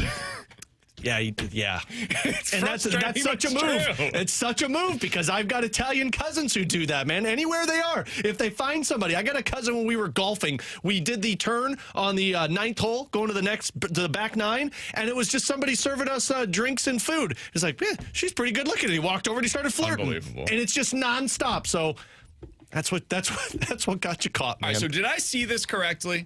Did I see that the person that turned him in from McDonald's is not going to get this reward because of a loophole where they ended up calling like the wrong hotline? They called the cops instead of calling the hotline for the tip. Is that the same thing? No, apparently it's different. So the middleman is what gets you the money. You call the hotline that calls the cops? I suppose. Apparently that is the case. That's absurd. Apparently so she's missing out on all that money. $60,000.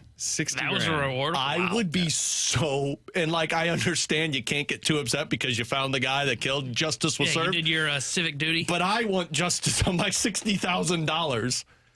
That can't be a thing. Apparently. If you don't call the hotline, you don't get the reward money. I guess. Why would you waste time calling the hotline when I can call the actual police? I don't know. The $10,000 offered by the NYPD is not required to be fulfilled unless the McDonald's tipster phoned the department's Crime Stoppers hotline, where they would have had to receive a specific reference number, end quote. So because they didn't call I'm sorry, but that's the BS. tipster hotline, ineligible to get the $10,000 potentially from the NYPD. That's BS. They have the recording of the police phone call. Just send that to the tipsters. You have to have a reference number to get your money. God, what a joke. Now I know that rewards on these are false. Yeah. That's brutal. Call the tipsters. Now we know. But right? you're going to remember that in the moment. Yeah, you're wasting time. No. $10,000 is on the line. You better believe it. I'm also not a snitch, so you know. Oh, I'm so a snitch. I would do that. We know, buddy. I'm so a snitch. Oh, we know. That's not a snitch. I mean, come snitched on. on your neighbors for having a holiday party. It wasn't a holiday party. They were having an underage party. Hold on. I don't buy that BK's not a snitch. BK's a snitch. I think you would snitch. BK's a snitch. Yeah. It has You to be look enough like a money. snitch. Everybody's got a snitch. I do look like a snitch. Well, technically, we both look like snitches after Luigi was picked up. Yeah. Everybody's got a little snitch in them. They can say that they're not. Everybody's got a little snitch in them. Considering what Brandon has taught me of, take credit, pass the blame, there's no chance he's not a He snitch. just did it last segment. Threw me under the bus, man. For not Snitch. He's Alex and Tbone on BK. Snitch. Coming up in 15 minutes, we're going to play a game of Believe It or Not. If you guys have a scenario where you want to hear if we're believing it or not, get that into the Air Comfort Service text line at 314-399-9646. We'll get into that in 15 minutes. But coming up next, Katie Woo spent the last few days down in Dallas to cover the winter meetings. There was a lot of news on Nolan Arenado, on Eric Fedde, on what the Cardinals are going to do with potentially pitching Roki Sasaki. We'll get all of the latest from Katie Woo next year on 101 ESPN.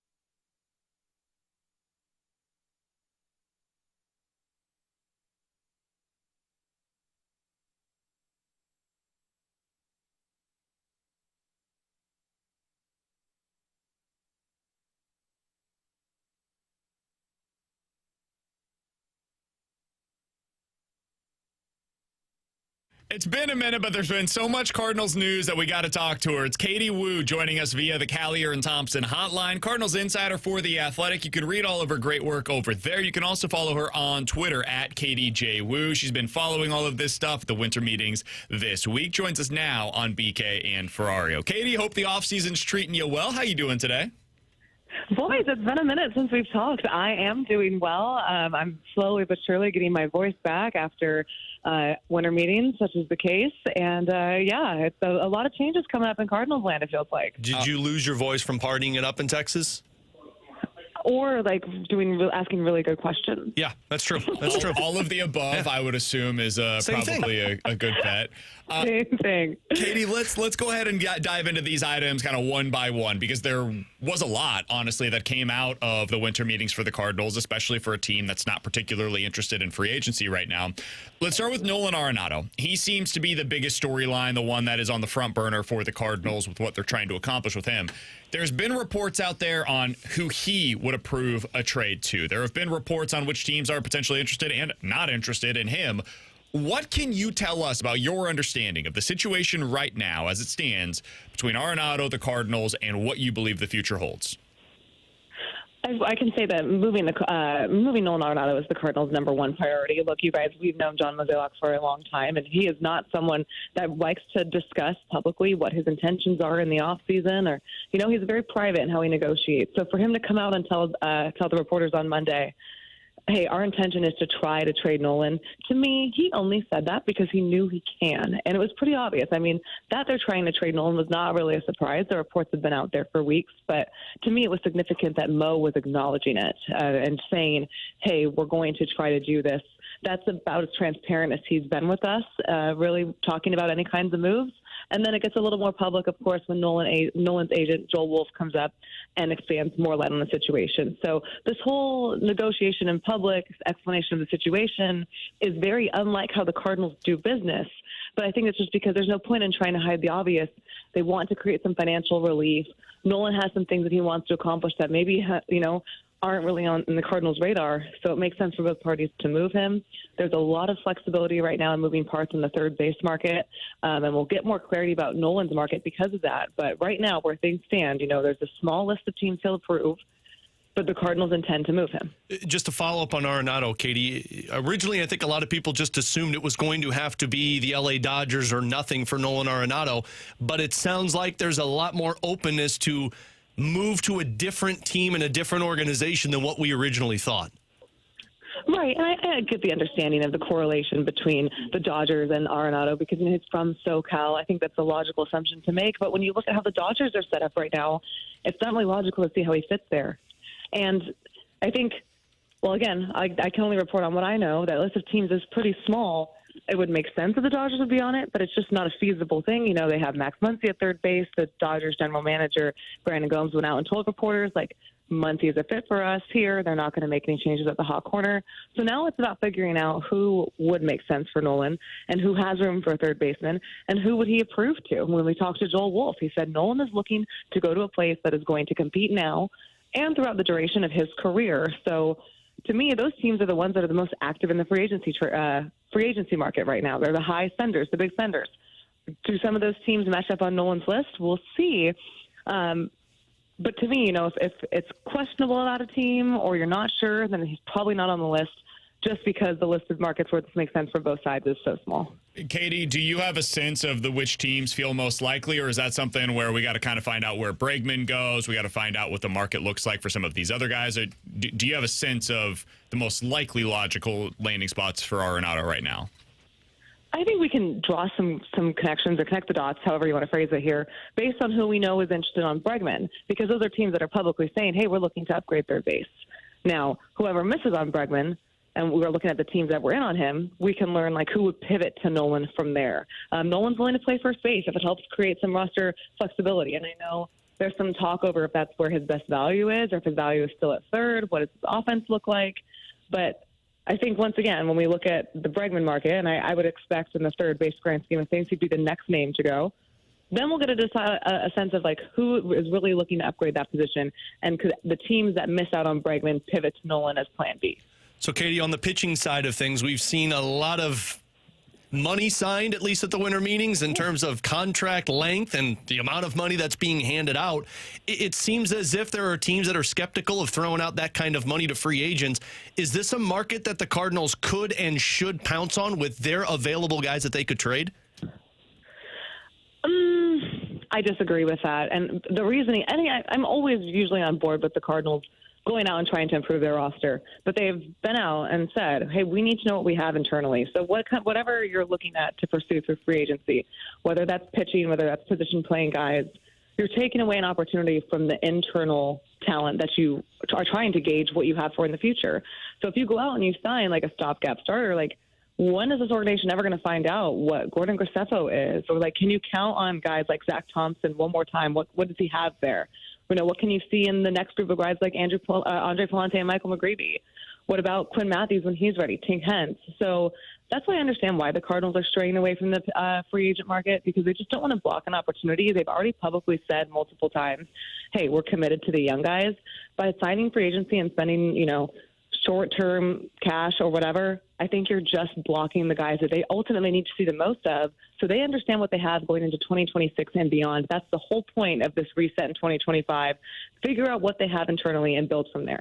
Katie, I think the one scenario where maybe it could make some sense, and I'm curious your perspective on this, is if they were to see what the market is out there for Steven Matz and Eric Fedde, and if they find, okay, well, Matz, we can move this contract pretty easily because of how much these pitchers are going for right now, and Matz only $11 million on a one-year deal, and then Fedde has a one-year, $7.5 million deal with the possibility of a QO for another team. I could see like 20 different clubs in Major League Baseball being interested in a pitcher like that this offseason. If they were to find suitors and they wanted the guarantee of innings for somebody like a Kyle Gibson, for example, I could see that making some sense. Trade out Fedde, trade out Matz, bring Gibson back on a cheap one-year deal to be that veteran presence with certainty for innings. Is that something you think would make sense for the Cardinals? And maybe more importantly, do you think they'll explore that with Fedde/Matz? I see that logic. I do, and I see that being a path for Matz, not for Fedde. I don't think they have any intention of moving Fedde, at least until we get closer to the trade deadline. And the reason for that is they're only paying him $7.5 million. And we know ownership wants to keep payroll down. I mean, they've put a pretty heavy emphasis on switching payroll. That's why they're trying to move Nolan and his $74 million, right? So I can see that logic working out for someone like Matz, because Matz and Kyle Gibson were basically making or slated to make the exact same amount of money in 2025. And I know that the Cardinals have checked in on Steven Matz's market and just seen what's available. So from that perspective, I totally understand. I mean, the cost of pitching is once again insane. Matz is very friendly in terms of that contract. So I can see them pursuing that route and maybe reworking a deal with Gibson, but that's all hypothetical. I don't necessarily believe that they've been shopping Fedde. I think their inclination is to hold on to him simply because where are you going to get, a mid-rotation starter, I should say, for $7.5 million. Katie Wu is our guest here on 101 ESPN. You can find her great work over at The Athletic, and be sure to follow her as well on Twitter at Katie J. Wu. She did great work down at the winter meetings this week, bringing us all of the latest information that she heard about the Cardinals. I am curious, kind of bigger picture, Katie. You mentioned the payroll, and it seems like that is the priority with Nolan Arenado. It feels like that is the priority with potentially keeping Eric Fedde. Long term here, we have seen now $700+ million signed for stars each of the last two off seasons. There's the reporting from your colleague over at The Athletic. Kyle Tucker is likely to get at least $400 million via free agency as well. It seems like 300+ is probably going to be the asking price for a guy like Vladimir Guerrero Jr. We're seeing what the pitching is costing. Max Fried, $200+ million. Likely the same for Corbin Burns.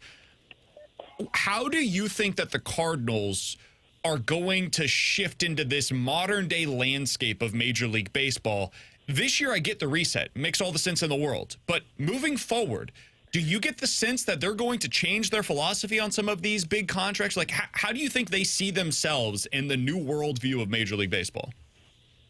That is such a great question. And it's something I've been thinking about, just because when you see these early free agent signings, can't remember one where the Cardinals would have ever fit something that they've done there, right? I mean, you think about their big deals have been Sonny Gray and Wilson Contreras, and those are both under $100 million, and those are some of the biggest free agent signings in franchise history. So it's fascinating to me because come next year, of course, we won't be under the Mozeliak era anymore. We'll be under the Chaim Bloom era. And I don't know enough about Chaim yet, and I don't know enough about what this new front office regime is going to look like to see what they'd be comfortable pursuing or not. It's really fascinating because I think we're talking so much about 2025, and rightfully so, because of the whole reset, let the kids play, et cetera. But 2026 and beyond are also going to be very, very interesting because it's going to be a completely different organization. And there's been so much consistency in the Cardinals organization for decades. And now we're reaching like a big turning point, and it's really impossible to figure out like which direction they're going to go because we just don't know enough about the new people coming in. Well, to that point, Katie, you would have asked me a couple of weeks ago if the Cardinals were going to be in on Roki Sasaki, and I would have laughed in your face. Now, after these winter meetings have wrapped up, now I actually kind of feel a little optimistic that the Cardinals have a shot at bringing in this young pitcher. Really? Kind of. Oh. I would not feel optimistic. Cool. Cool. Thanks, Katie. Really appreciate the optimism in the offseason. Hope your voice gets better. I got you guys. What is their pitch, Katie? Like, if they're going to try to talk to him, right? And they'll say, like, hey, you should sign with the Cardinals, and you might as well. You're not losing anything by doing that. But we tried this earlier today. What do they pitch right now, given where they're at with their pitching development? Yeah, it's a good question, and I think Mo is right in saying they're going to make a pitch. Like, obviously, everyone's going to make a pitch. You should. But I think with the Cardinals, you kind of have to see. We talked to Sasaki. Joel Wolf is the same agent who reps Nolan Arenado. And, he said he's maybe didn't love his experience being a profile name in the media where a place like New York or L.A. might be a lot. He likes a mid-market team. The Cardinals, they have Lars Nootbaar. It's kind of a big deal in Japan, in case you guys hadn't heard that. I have no idea what their pitch would be, and I imagine the Cardinals themselves don't think that this would be a realistic thing, but they do need to do their due diligence and check in. And hey, you never know, but in this case, I think we all know. All right, Katie, I do want to ask you the other newsy thing over the last couple of weeks. Not sure it's necessarily winter meetings related, but there's been a lot of reporting on Ryan Helsley and the likelihood that he is back for the Cardinals in 2025. I think this is probably the biggest hot button issue among Cardinals fans right now. It's Fetty and Helsley. People understand the Arenado decision. Cool. Makes all the sense in the world. People, I think, understand going with the youth movement. Makes all the sense in the world. If you're going with that youth movement, and if you're trying to push off some of the salaries, I think people are kind of confused why the Ryan Helsley decision.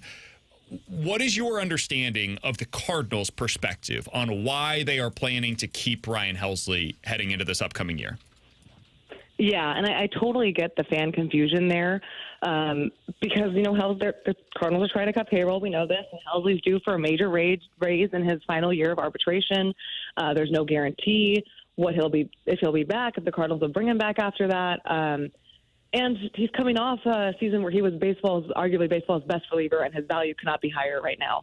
But one thing that Mo has said, and here's what the Cardinals are thinking, is they still want to win games. They're still trying to be competitive. Now, they're just doing it in a way where they're not going out and buying the best possible roster. They're trying to compile the best possible roster of the pieces they have. Some veterans, like Arenado, is not a fit for them in their plans. Helsley, though, they like him. They think that he can help them win a lot of games. And it's a big risk. It's not necessarily one that I fully understand behind, although I can see the reasoning of, Helsley he's a top talent for the organization. They want to win games. They want to put a somewhat compelling ball club out on the field, and they think Helsley gives them their best shot to do so. I think there's also, I think they're also kind of waiting to the trade deadline and hoping if they get to that point, maybe then they can trade Helsley. I don't know. This one was everything up to the Cardinals, like reset plans made sense. This one to me kind of threw a wrinkle in it. But we'll see. I do know, they're Mo said it, not really inclined to trade him. If someone blows them away, they might change their mind. But right now, it seems like the Cardinals want him for 2025. Can I make my pitch to you, Katie, on this? Yeah, let me hear it. On like the one scenario where, okay, I kind of get it. It starts with the premise of look at the supply that's available right now with closers, like high leverage relievers. You've got Tanner Scott on the market. You've got the Brewers are shopping their closer. The Astros are shopping their closer. It feels like there's like 7 different potential closers that are available this offseason. Potentially the Twins, maybe the Giants. We'll see what happens there. So the supply is high right now in a way that I would be surprised if it is at the deadline, because a lot of the teams that stink don't have good closers by and large. And so maybe you are the one team that has that guy available when clubs get desperate closer to the deadline and the need is more immediate going into September and October. So that's part one. Part two, and this is maybe every bit as important. I'm not trying to be Pollyanna here, I promise, but I think we're kind of underselling the possibility that the Cardinals could win this division next year. I know it sounds crazy right now, but like if Walker is just like what he was in year one and not what he was last year, and if Gorman is what he was 2 years ago, and you get healthy Lars Nootbaar and the other guys are basically what they were last year, and Contreras stays healthy as well, this is a pretty decent lineup. You've got decent starting pitching. You've got a closer, and the division is mostly terrible around you. So in that scenario, I would not want to have to trade for a closer at the deadline when I already had that guy internally if I'm potentially pushing for the division heading into July. So that would be my sell on it. Is that convincing to you at all? Yes, like the thought process behind that, the strategy, I think ultimately is what the Cardinals are thinking. And with that logic, it makes a ton of sense. However, you're counting on a lot of things going right. And I get the NL Central is not it's like an 8-leg parlay, Katie. They got to hit all legs. And those always hit, Katie. Like when you think down the list, it's, well, if Walker is this and then Gorman does that and, Nootbaar stays healthy and Palante takes a step forward and everyone has great seasons, then maybe they could win the division. Baseball does not work that way. So I think you're counting on a lot of things to go right if you're the Cardinals. But, hey, they have to do that this year. Otherwise, you're just going to be in this, cycle of purgatory. What they're doing makes sense. I'm on board with the retool. Let's figure out what we have within our own system. It's if everything goes right, maybe we'll be competitive. It's a lot to expect for everything going right. I'm trying to tell BK that, Katie, but he's just all down this path of no, they're going to hit on all of these things. I don't feel that way. I thought he was going to say Helsley should start. Which, well, he did say that as well, but Steven Matt should be the closer. I don't think they're going to do that. Yeah, well, it's not out of the realm of possibilities by any means. It'd be great if these guys take this step forward, and I do think this has a lot of merit behind it.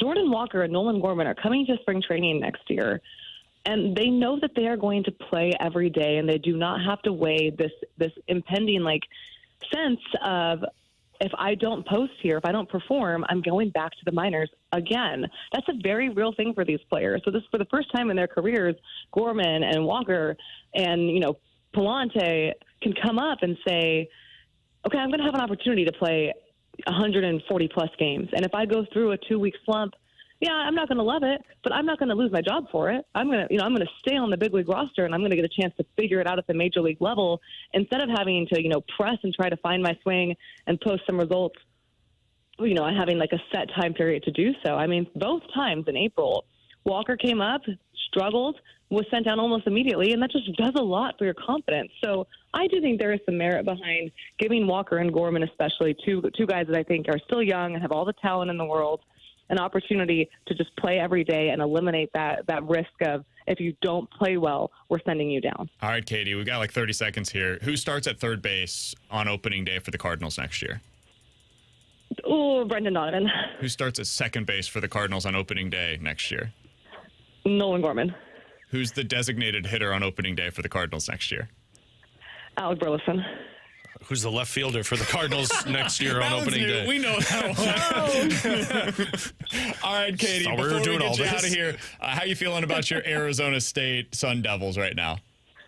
Well, I bought a ticket to the Peach Bowl for New Year's Day, so I'm feeling really freaking good. Yeah, I'm not looking at my credit card statement until February. But that's why you need your I'll voice back. That's why you're trying to get it back. Would you rather see Clemson or Texas in that game? Clemson. Oh, my gosh, Clemson. You're just trying to get the win. Don't care about the matchup. Yeah, I suppose. It's been a really fun season to watch them, so enjoy the hell out of that. It's one of the best stories in college football. Katie, appreciate the time as always. Enjoy yourself during this holiday season. Appreciate the information. We'll talk with you again soon. You got it, guys. Anytime. Great to talk to you. Absolutely. That's Katie Wu joining us as she does regularly throughout the Cardinals baseball season here on BK and Ferrario for all of her great work. Check it out on the podcast page, 101ESPN.com, free 101 ESPN app. That's where you go to find it. It's all presented by Dobbs Tire and Auto Centers. And you can find her articles over at The Athletic and on Twitter at Katie J. Wu. All right, a lot to react to there, Alex. We'll get to that on the other side. Get to Believe It or Not coming up in 10 minutes here on BK and Ferrario.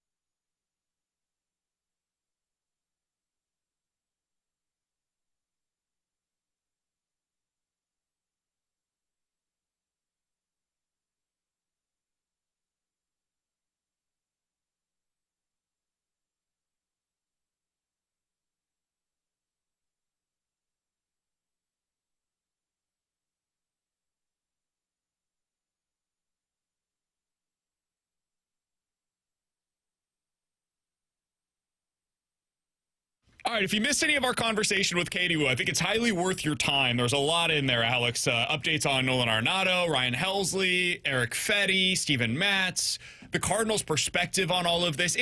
Tell me if I am misunderstanding anything. I don't want to misrepresent what Katie said in that interview. But in our conversation, the biggest thing that I took away is, hey, their priority right now is the money.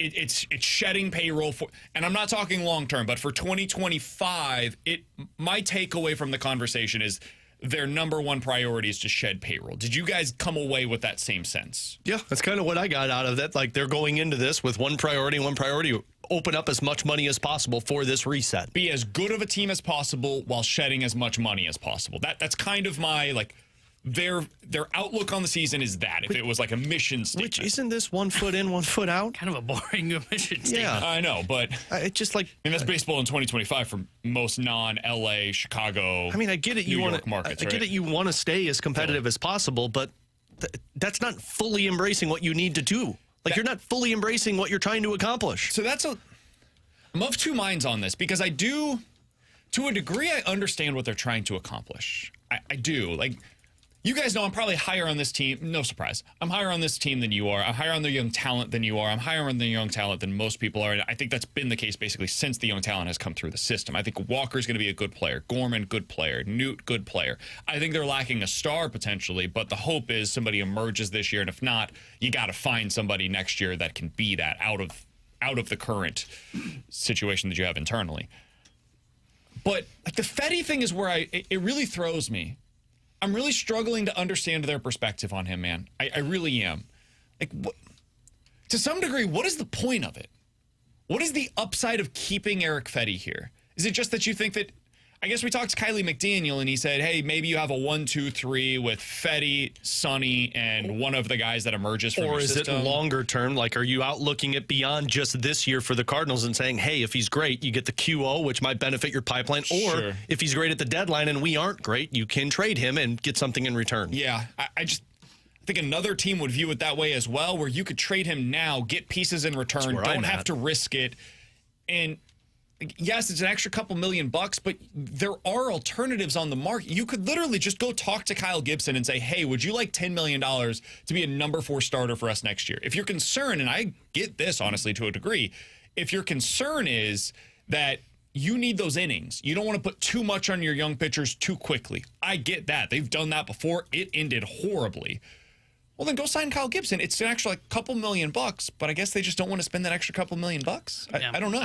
That's where it's puzzling to me, is because I can get to the Helsley conclusion, right? We're going to hang on to Helsley. That one makes way more sense to me. Though I would still be open-minded to moving him, I can get how you get to that conclusion. To your point that you brought up to Katie, the market's kind of clogged. There's a bunch of freaking relievers that are out there right now, both in free agency and on the trade market. I can get how you get there, right? Absolutely. You hold on to him. If you're bad at the deadline, you trade him. If you're good, you still hang on to him. Then you can figure out in the offseason what you want to do with his future in St. Louis.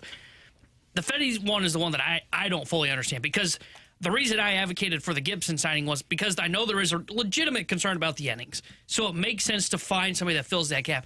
I also know with Erick Fedde is, if you're in a retool, you don't need a number 3 starter, right? Like, there is no real, hey, we've got to have this guy.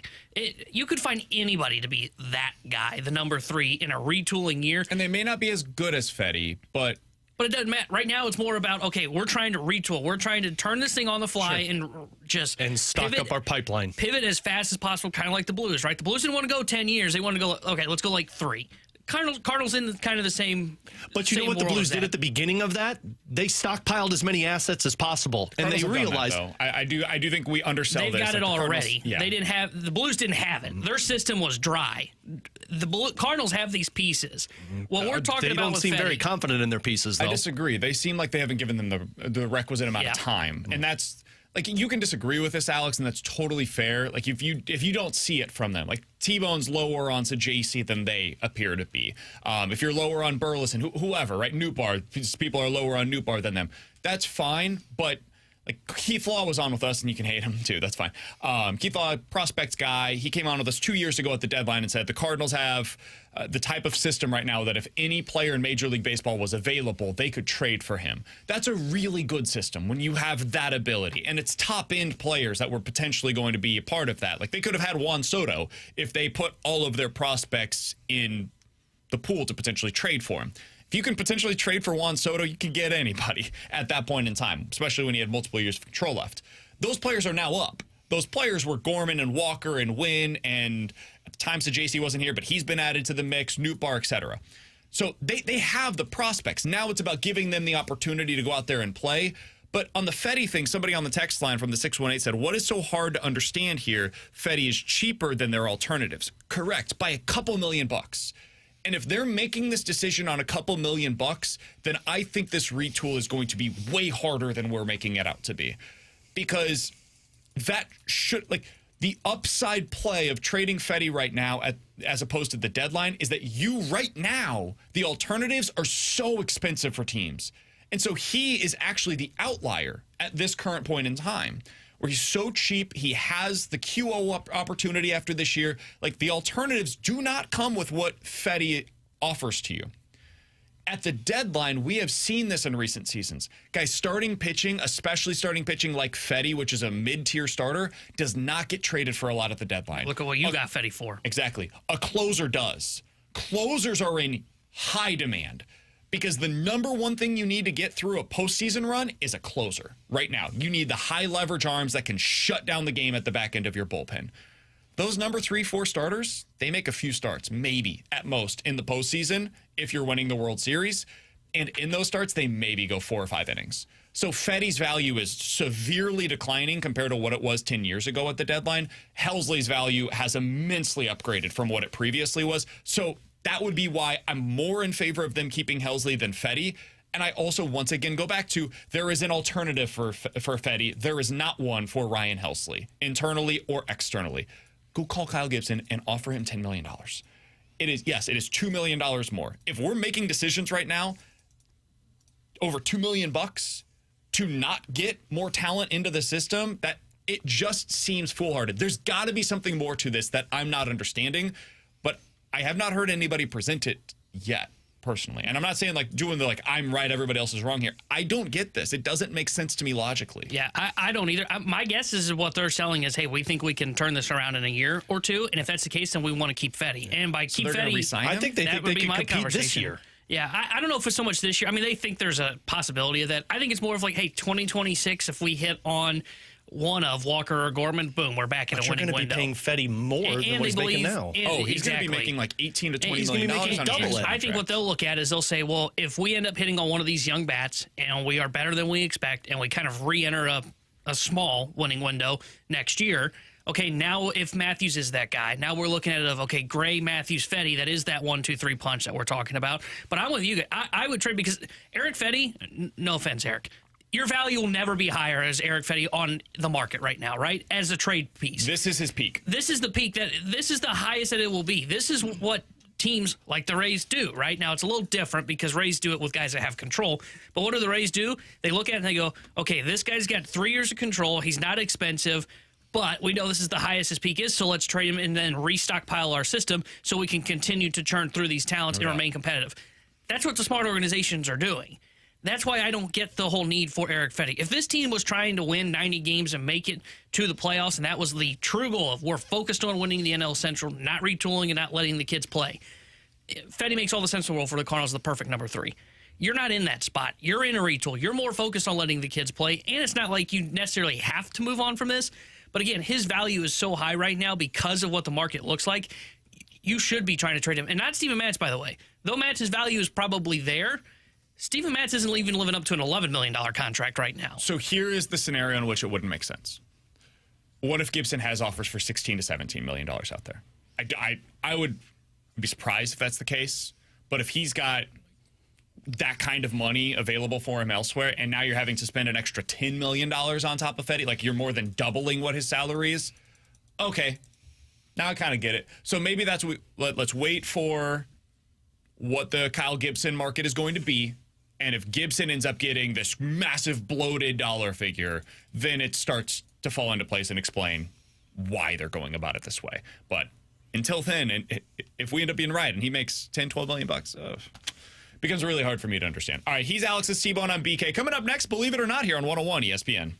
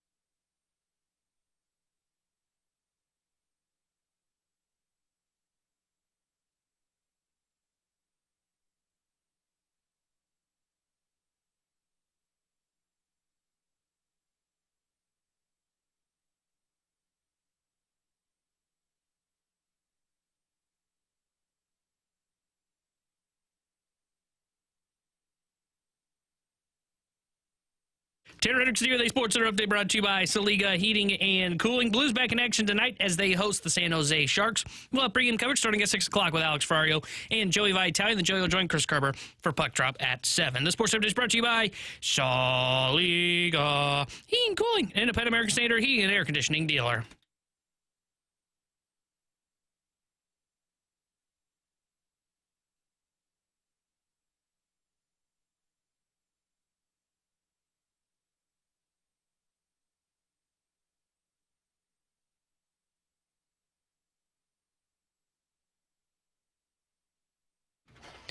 You better sing this in Mexico. Whoa.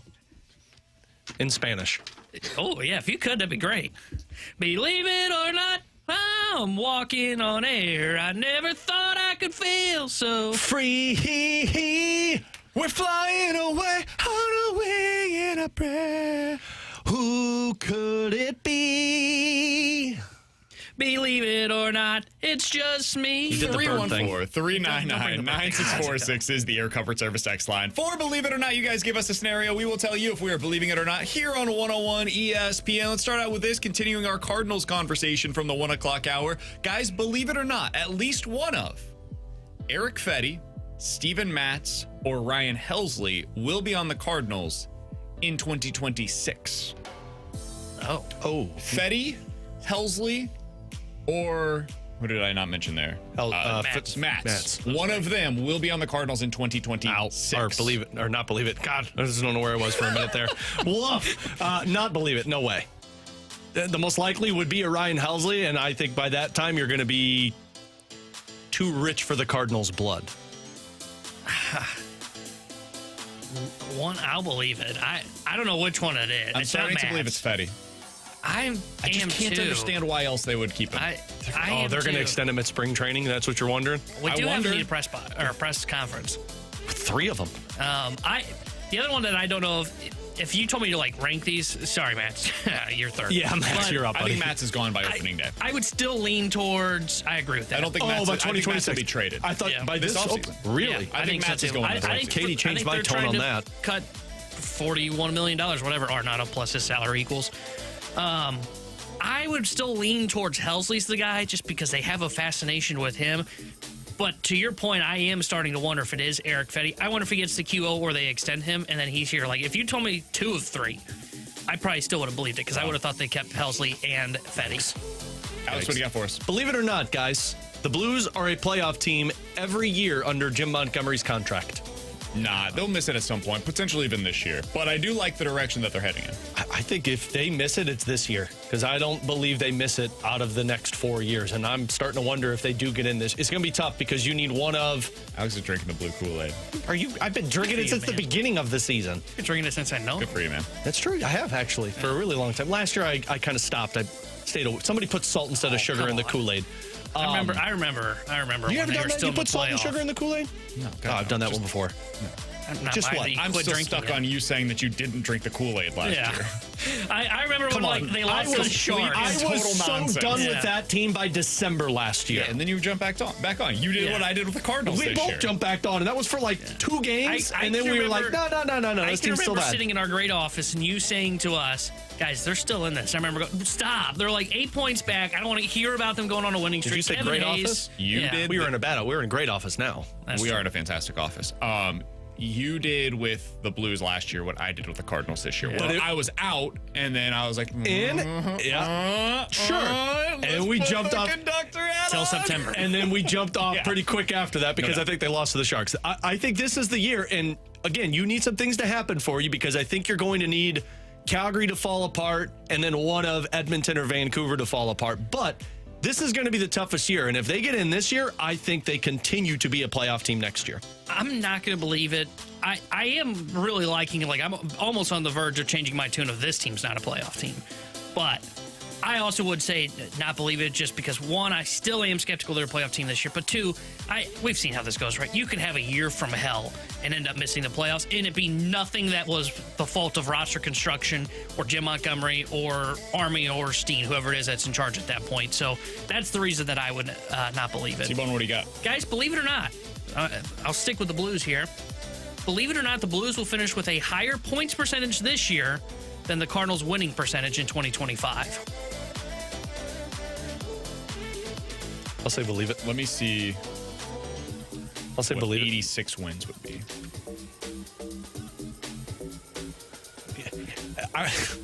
86 wins are like the Blues can't win 86 games. Cardinals. Sorry. 86 wins would be a 53 winning percentage. And for reference, last year they had a 561 winning percentage. The Blues did. Okay, yeah, then I'll say the Blues do. I'll believe the Blues. Yeah, I'll believe it as well, the Blues. I think they're probably floating around 90 to 94 points this year, which would be about a 560 win percentage, and I don't think the Cardinals are there. Yeah, I'll believe it as well. I think they'll be right around that 500 points percentage, maybe a little higher. I think the Cardinals will be like anywhere between like 45 to 500. Let's do a follow-up on that real quick. Believe it or not, 86 wins the division next year for the Cardinals. In the NL Central, 86 wins would be enough to win the division. This year it was 93 for the Brewers, but the Cardinals were second at 83. I'm not going to believe this either. I was curious where you were. I'm going to believe this. I think the bar is going to be incredibly low next year. I'm curious to see what the Cubs do. It sounds like they're potentially legitimately in on Kyle Tucker. I think he ends up with the Yankees, but if they go make a big move like that, that could change things. Until I see the Brewers have a bad year, I'm not going to question that they don't get to 90 wins. So, and it is so hard for a division to be that bad. I think we've had this conversation before. Even if, like the Brewers, even if the Brewers did win 95 games and win the division, that doesn't necessarily mean they were a 95-win team, right? It just means they took advantage of having the easier schedule because they played the NL Central. In 2023, the AL Central was won by the Minnesota Twins at 87 games. I think it's similar to that this year. Like what you're seeing from the NL Central this year, similar to what the AL Central was in 2020. I'd have to go look at those seasons. I feel like there's still more talent in the NL Central than there was in the AL that year. Well, let's go to the text line. We'll get to a few of these. We'll do these rapid fire style from the 636. Believe it or not, Mizzou basketball will get to the NCAA tournament. I'm not there yet. Believe this one. But I think they are at least a bubble team right now. And if they beat Illinois, I do believe they're in. The SEC is the best conference in America for basketball this year. It's crazy. I can't believe that I'm saying that, but it's true. They might have 10 teams make the NCAA tournament, maybe even more, which is wild. So I'm not there yet, but after that Kansas game, and I might just be drinking the Kool-Aid on this one, but after that Kansas game, they opened my eyes a little bit in terms of what they could be as an offense, in terms of shooting and the ability to win underneath the basket. I believe this one. I'm not going to believe it. It's just because of how deep the SEC is. If it was a year where they had like 5 or 6 teams, maybe you see Missouri really work themselves into it. I still think they may have some struggles in conference play just because of how loaded the SEC is this year. 314-399-9646 is the Air Comfort Service text line from the 636. BK, I need you here with me here. Believe it or not, if Anthony Richardson beats the Broncos this week, the Colts will win their division or at least get a wild card. So if the Colts win this week, believe it or not, they will end up in the postseason. I'm going to believe it, but it requires them to win this week. This is a huge game. That is almost a loser leaves town type of a scenario between the Colts and the Broncos. It's a fun one. I'll believe it.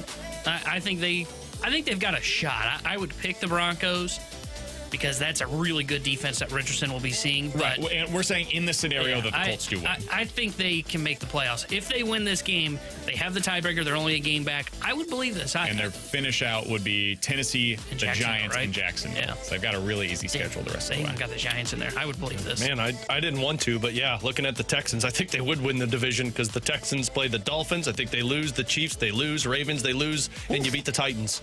Wow. Yeah. I actually think the Colts could win that division if they win out. And Texans do have the tiebreaker over the Colts in the division. But either way, but if they go 1-3 the rest of the way, they would be tied for the same record. Okay, so they'd have the tiebreaker. Texans would get it, but they would still get into the postseason, which is another part of this. All right, coming up next, let's get into the BK and Ferrario Rewind. Preview tonight's matchup against the Sharks. Talk about the one thing that the Blues did not do last year that they've got to do tonight. We'll talk about that next year on 101 ESPN.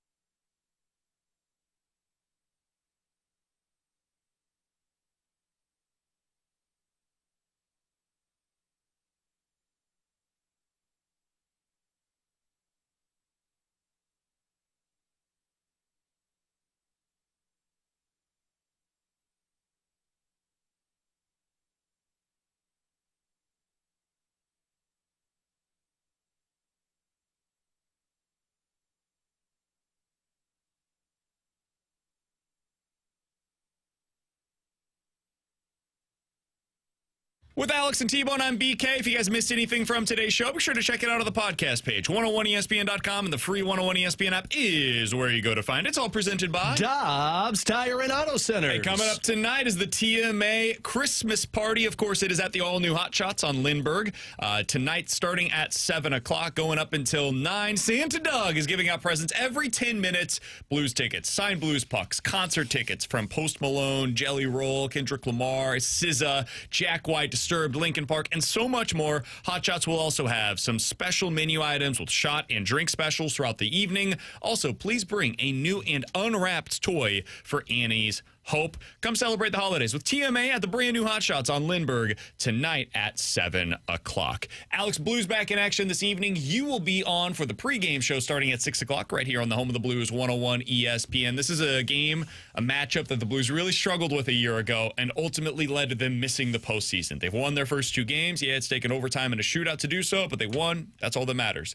Do you think they get it done tonight and sweep this series against the Sharks? Yes, and if I could give you some advice, go to the Circa Sports Illinois app and hammer the over because they are playing the Sharks. Alexander Georgiev, and I don't know if you guys know that name. He used to be on Colorado's team, but he got pulled 4 different times this season for the Colorado Avalanche, also sporting a real sexy .867 save percentage this season. So I love the way that they play. Joe's right. I'm going to be interested in how they play against the Sharks team because they are coming off of that road trip, and you do have some time to get to adjust to that time zone change.